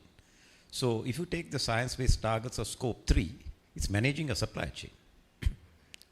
So the supply chain, if you take our industry, the tech industry, is significant downstream, right? You get from the eateries, the food providers, the transport providers, accommodation, travel, there's a whole, all of them are being made compliant. And this is happening globally, it's not only in Sri Lanka. As an industry, in the tech industry, we have taken the lead. All our sustainability policies have been made available for the SLASCOM membership for free. It's downloadable. Even our policies is on the website. Why? Because we want people to understand what it is. If you don't have policies, your values don't mean anything, right? So you have to start with getting the right policies. We have already started and given the small, what we call the ESG starter kit, a ESG trade tech industry, because that's what we know best at the moment. but the same model can be followed by Jaffa and any of the other industrials, the chambers of commerce, etc. Now, what we tell the startups and the smaller guys is start right. Build your values, your core values correctly, and then build your business model. You don't put on your shoes and try to put on socks. Put the socks on, you got them, right? And what we say is, when you have, so even if it's a two-man startup trying to get into tech or any other industries, if you show your value proposition of anti-bribery, corruption, policy against women harassment, modern day slavery, the environmental policies, your commitment to zero plastics, science-based targets, reduction, I mean, there's a whole heap, right? You can just have them even if it's just two of you, right? And now, when you go, you will attract the investors because you can say, hey, this is what we stand for. You can attract customers. And of course, you will attract the best-in-class talent because this is a company of standing and good value. It may be just two of you, but that's okay. So we see that this is a transformational journey. It's not a single event or an activity. And we also understand very clearly that this cannot be done, and all the legal instruments and rules and sticks that we have been trying to beat the world with hasn't worked adequately. It has worked to some extent. So what we need is, this is something I've coined on my own, called the 7 P's principle, which is sort of in line with the 17th SDG of leaving no one behind, which is a focused effort of private-public partnership with a purpose and passion for people and planet. Now, if you keep that in the back of your mind as your core values, with a reasonable sense of consciousness, you know what you're doing is a me and a now, or us and a later decision. And from there onwards, you can build on it. So when we talk of, we were talking, Professor said about food waste. Recently I had a conversation, I think there was a thing, organization called Robin Hood Army, who used to feed the people. And I said, why don't we use AI innovative technologies, right? Where the hotels can say, we project so many kilos of food, dinner available from 7 p.m. onwards. As I said, we are all internet connected. The app goes out and there is a hot meal available at these places for anyone to pick up. Now, these are things that can be done, right? You reduce waste. Now, one of the biggest problems we as a private sector face is we need attributable green power. I can get attributable green power for my operations in Colombo out of India, but I can't get it for Colombo. So money is not really a problem. The private sector will put it, but the mechanisms are not being effective, right? Because where do you go, right? So these are the things that we need to sort of what we call reduce the friction of the rules and regulations, because the private sector is being committed to adhere to these, because as a country, our customers are not 100% here. We want to be export-oriented industry. You have the European laws, you have the things around the world. So you have to align, and even the agricultural things, using AI-driven technologies is now the buzzword. We are all studying, right? And how do we leverage it? Some of the best of talent I have seen in Colombo, Virtusa per se, I would say 80-90% of our innovations and patents have come out of teams in Colombo. The entire sustainability journey that we're doing for Virtusa worldwide, covering 25 countries, is being done by a team in Colombo. So we are not short of talent and knowledge, right? Yeah, thank you. Before we conclude this panel, I just wondered whether we have any questions from our audience. I'm sure you may be having some food for thought. So far, I would like you to, Madam Chair, to open the floor, and there are a lot of people here, I can see them, who can make a good contribution to the discussion. Can you please do that? Yes, it's open now. Thank you for the presentation. It was very enlightening, and panel discussion too. But what intrigues my mind is that where do we go from here? We are talking about the diagnosis of the problem. Where is the strategy? We talk of private sector. Let me be very honest. Private sector is profit-driven. It's simple as that. And the holistic, profit-driven, sustainable thinking is missing in our conversations. We love to say that, okay, we listen to a very good presentation and go off and get on with the same lifestyle that we have been doing. So where do we start this from? And there's a problem with the political elite. They are not the kind of people who can lead, but we have been led by them. Then we had the intellectuals and the academia and all that. They're also quite self-interest driven. How do you break this stalemate? I'm just thinking, maybe one genuine stakeholder set in this country is children. We need an attitude change. What we are missing in this country is the attitude. No laws can be taken down to the nano level and see that success is going to be there, unless people think out of within themselves this is necessary. So environment is something everybody understands, and children are very sensitive to environment. You know, it's where the potential is. It's not so much about the private sector doing things. They can create things, they can create the logistic, they can create the capital stock, but getting people on board start from the children. This is my observation. Thank you. We as a company have figured out that sustainability is profitable. Bottom line. If it was not profitable, we wouldn't have done it. We are driving next level. So when you say low code, no things, it's all with one person. Earlier you did one job, now you can do 10 jobs. Right? We are reducing power consumption. Why are we going to green power? It's cheaper, it's efficient. Why are we moving things from on-prem to the cloud? Reduce emissions, efficiency. Right? So it's just that the business old mind can't figure out that sustainability is profit, lean is money. It's simple as that, right? But we think, because I'll tell you the fundamental reason is why that this old mindset is there, is because we did sustainability as a tick box, as a compliance. Virtusa implemented this started this journey because we started doing what was right. The department has a KPI that is relevant to their business outcomes. And it is sustainable. So I just want to give that clarity that there are businesses that have that, it's tied in to the core values. It's real.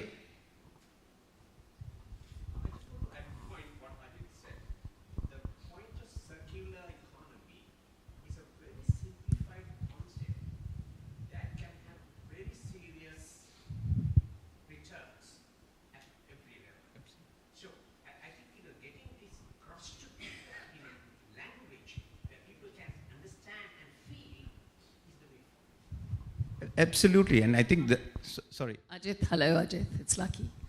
I am involved in carbon credits and also renewable energy.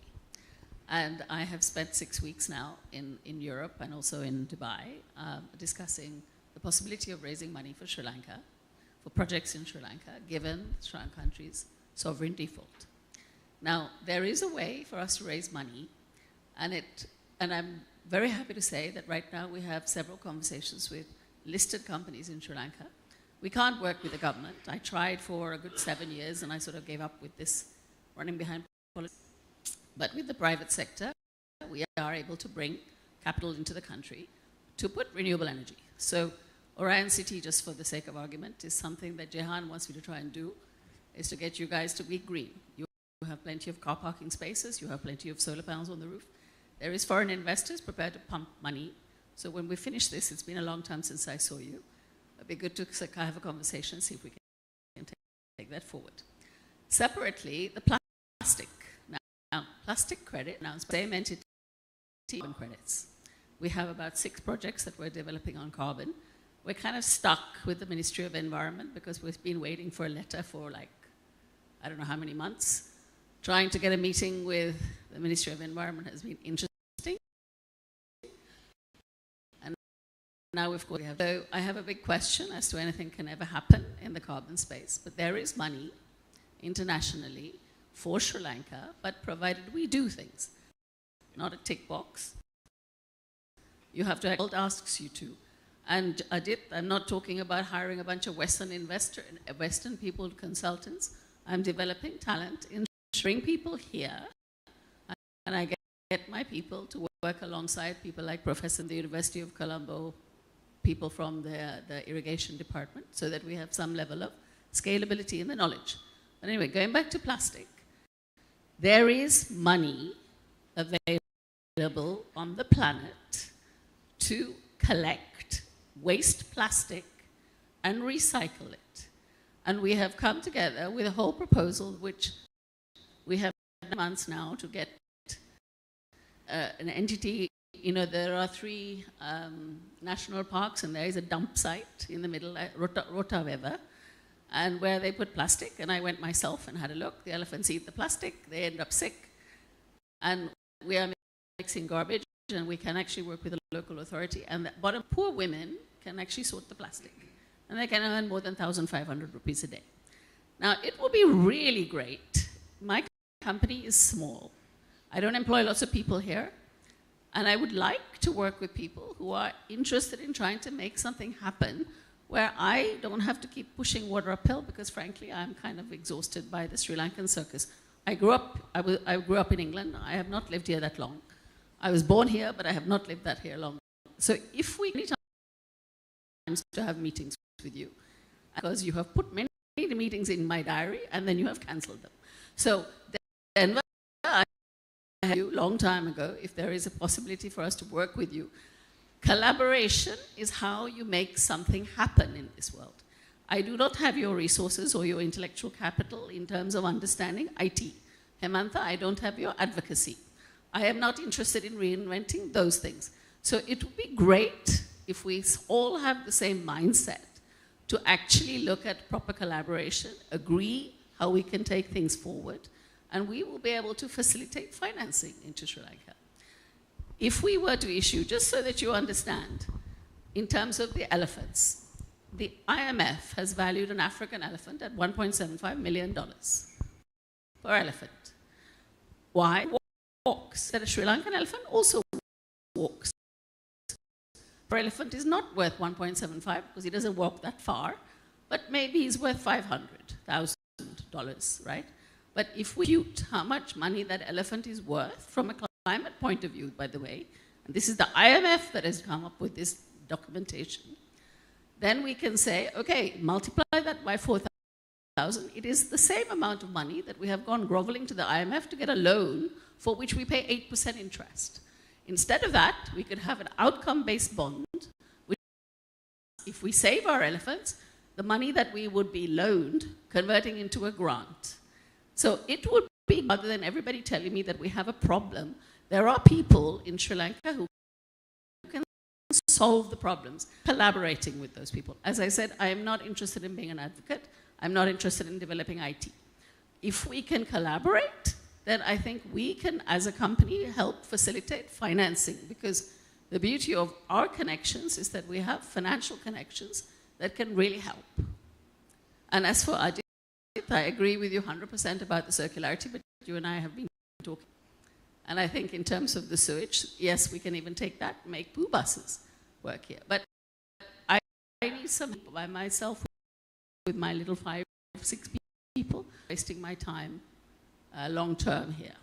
Okay? So just a comment, and a comment that we would like to take forward. We learned so most for us to tell the government what is your role. You see, what are the inadequacies? What should be done? Is there a real environmental plan which is being implemented? What do you think should be done by the government? You see, because now we talk a lot about there is a Ministry of Environment, there are environment plans and so on and so forth. And we would like to know from the audience here, particularly, of course, Professor Ajith will tell me, we have connections so we can talk to each other. But I would like to hear from the people who have gathered here. I can see some very important people around. You see, they could tell us what should the government do, because that is what is going to get into our report at the end of the day. Question and a proposal as well. First I raise the question. Now this being open to the environment, being sensitive to the environment and understanding the importance of the environment should be instilled from the childhood. What we have done in order to instill this kind of attitudes and values in our children in terms of introducing new areas of curriculum to the education system. That's my question. The second proposal, you must have not noted sometimes the service the garbage collector does to the environment. When we give bag, he analyzes the entire bag. He separates coconut shells, bottles, plastics, cardboard, paper, and he sells them for recycling. I think that is the first place that we see the recycle process happen in Sri Lanka. So I propose one agency, private or otherwise, should come forward and encourage them to expedite those processes. Thank you. Thank you. I think for your question, Lucky, I always have some of a phobia about engaging with the businesses, because we both Ravindranath Dabare and myself, we are doing a lot of litigation. So if we engage with certain companies, we might be in a difficult moment that when the local people bring some of those cases to us, we might not be able to exactly not in the business. We are in the social side, and we are supporting public interest litigation. That's we want to be very, very clear about that. So I sometimes, yeah, I know. I mean, we can talk this outside, but I think this is the simple thing. I mean, we are not even we are depending on the funds from various funders, but we are not looking for the funding in this country because of the very reason. Because I know in some of my previous work there were some issues when the previous organization got the money from certain companies and they were stuck fighting cases against them. So I mean, let's talk about separately. But I think on the attitude thing, I completely agree. I think here many of I mean all three are lecturers, professors in the university. So and myself, we have spoken to many people. Definitely we can educate people, we can aware the people, but the attitude change is a big problem. I mean, if the Central Environmental Authority is successful in environmental brigades, so they have been doing for more than 2 decades now. I'm just asking a simple question, where they are actually. In the environmental sector, we don't see many people. They may be working somewhere, but I don't know whether they are still environmental enthusiasts, because once they go to the presidential level and then they leave the school, and after that I don't know whether I haven't seen many of them in the workspace. So this is something I think when children get get older, so when they become busy with their workspace, I think they lose this environmental thing. I think that's one of the big issue. But of course, I completely have to start teaching from the schools, and the school curricula has not adequately touched this area, because I heard that in Finland and all, grade 2, 3, so they just go to the field and they study from the field. No school, no classroom work. But here from the kindergarten, we started teaching them on how to write a letter and how to how to get the education. On the subject matters are always given. I think definitely we need to change that style. So thank you. Talking a little bit about the plastic issue that you brought up and waste segregation. Recently, I don't know whether you're aware, but the government is now giving a set target for companies that produce plastic. So at the moment, let's say it's 20% next year, it will be 30% next year, like that. So that the extended producer responsibility is coming into force, and actually it's becoming a piece of law under the National Environmental Act. So here, voluntarism doesn't really help. If it has to be the stick approach, otherwise it take place. At the moment, it's voluntary. Companies are collecting back, and there are material recovery facilities that are emerging all over. Also, it's important that, you know, right down to the garbage collector and the beach cleaning caretakers who are collecting plastic which washes up on the shores almost every day. Companies are adopting beaches, and we are helping to you know, collect that, and the plastic is not thrown somewhere, it's just taken to a place where it is recycled. Of course, recycling rates are low, but as the extended producer responsibility becomes law, the numbers will increase. So the field will evolve. Nothing here in Sri Lanka unless there is a regulatory provision. Voluntarism is very, very low, and it doesn't happen very easily. Okay, I just want to address the question from gentleman here. What is our message to the government? I think the environment subject has been maltreated by all the governments in the last 2 decades probably. And look at the current Minister of Environment. He was failed in the health sector, now put into the environmental sector. One of the former environmental minister, a state minister, has been fighting with us all the time. He led company, big people, powerful political supporters, to cut the trenches around the wildlife parks and sell soil and make their own money. And these are the people they put into the environmental portfolio. And the other one is just giving away all the forests. Now, if the government is serious about environment, if the government is serious about climate change and all these sustainability and everything we talk, give a gentle person this ministerial portfolio. I think that's what he can do. Rest of the work will educated people in the government ministries, government agencies, universities, and they can deal with the subject matters, but give the right person. I think this is the message I want to send away to the government, because otherwise, whatever the experts in this country, whatever the people in this country, whatever things we educated to our, it won't be helpful in such an environment. Thank you.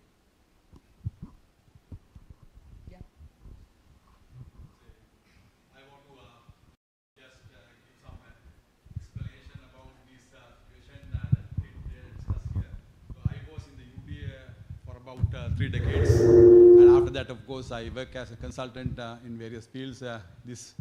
I work right across the country, and I see that all these things happen because of the politicians are above the law, and that's what the things happen, and the direct orders coming from the states, and officer who is responsible in safeguarding the coast. I worked over the last 6 years in the north and east, and also the Ampara, Monaragala, that part, and also the very sensitive environment like the Singaraja and all. We have seen that all these wildlife areas, forest areas are destructed, and only the forest is there, as it is indicated on the maps, and also as the bushes, not the trees. All it is cut, and it is gradually encroached by the people, by the politicians, for the purpose of the cultivation as well as the settlement expansion. In northeast, all the things happen like that. There's no trees in the forest. And for the next, I know that exactly.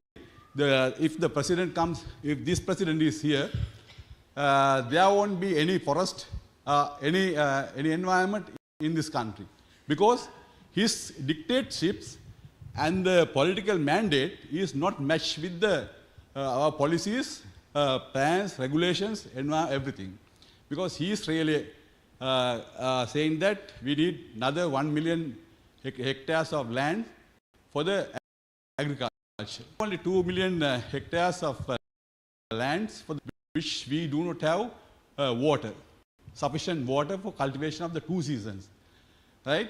And no one is responsible of desilting or dredging the small tanks because it provides the water for the thing. And also it provides the microclimate of that part of the dry zone. And of course, he is asking everywhere to expand the tourism development activities. The tourism development means that not the forest clearance, but actually the tourists should be different types of tourism to be promoted in the places where it really appropriate.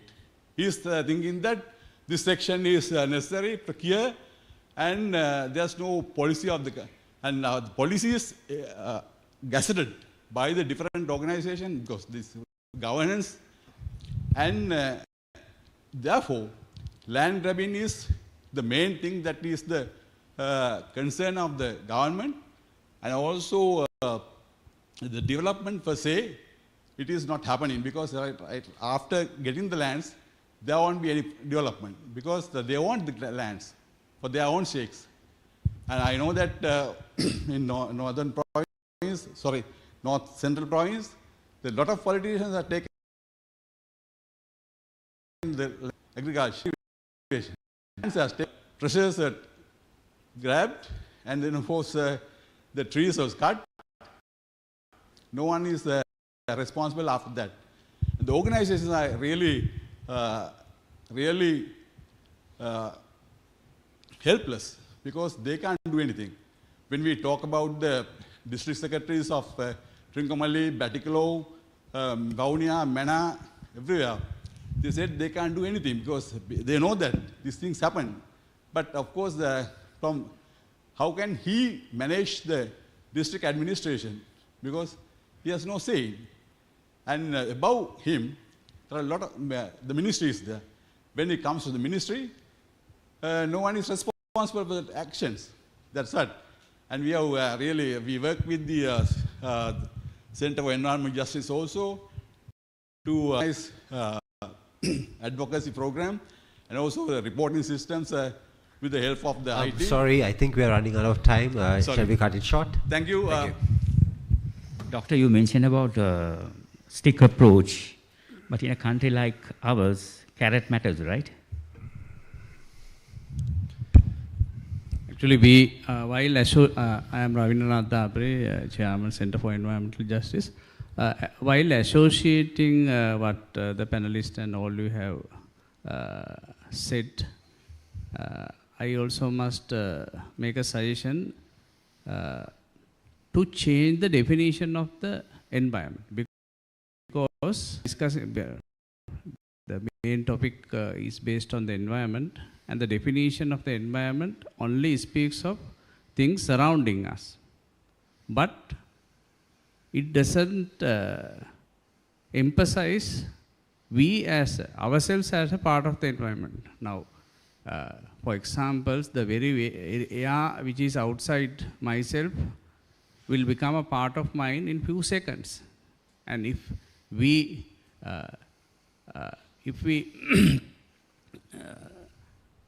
add bad air or unhealthy air to the environment, it becomes unhealthy. Likewise, actually we are a part of the environment, and we cannot be separated from the definition of the environment. And environmental health and our health is not two things, it's a single thing. Therefore, that idea, we must popularize that idea with mankind, and to work to attract much attention in this concept. Thank you very much. I would like to ask Professor Ajith Alwis to give his final comments before we end today's session. Thank you very much. just to conclude, maybe what I would like to say now, environment is a hot topic. I think you cannot, there will be so many ways of looking at it. But just reminding statement iPad, we always use this iPad. I'm more concerning on the brown environment. Very quickly, iPad is impact means population, affluence and technology. In Sri Lanka, we really misses the concept of technology. And we never address the issue of population as well, right? Because we keep on thinking about the population is something beyond us, that decision cannot be taken. Affluence is something we cannot, we like to look at sustainable consumption. But perhaps recently David Attenborough said, maybe it's time we need to think about that P, the population as well. Because there's always for a system a carrying capacity. We may be capacity because it's science and technology that brought us into this situation. Certain things gone bad is giving us these negative results. We are so desperately now trying to control. It's again the science and technology that has to come to the answer as well. Again, something Sri Lanka never thinks about, right? So we may have to think this equation, understand it, and look at it in a more not emotional way, but in a more practical way. Let's look at this iPad. Impacts are going to be, as you said, it's also, all these impacts are going to happen, and accumulated impacts in a confined environment is going to either kill us or keep us. So we had to control these impacts, and so I suppose that peak also has to be thought about. Population. Anyway, it's different. It's a whole different equation. Thank you very much, there, Professor. And in conclusion, ladies and gentlemen, distinguished guests, participants, our panelists, session chair, I would like to thank you for being here with us today, for your valuable time and for your commitment. And I know there are a lot of questions that we would like to discuss. We can converge outside, having some tea, and then you can pose those questions to the relevant panelists, and you can have a discussion. First and foremost, I would like to thank our board of directors. I would like to thank the chairman for organizing this event, and I would like to also thank our team behind for getting behind to get this event organized. Our next session is going to be on November 17th. We are going to discuss on the fisheries sector, which will be done by Mr. Hettiarachchi. Going forward, we have one more announcement on December 8th. We have the Frida Korea Awards, and I hope you all can get involved. Thank you very much. I wish you all a very good evening. Have a nice day. Thank you.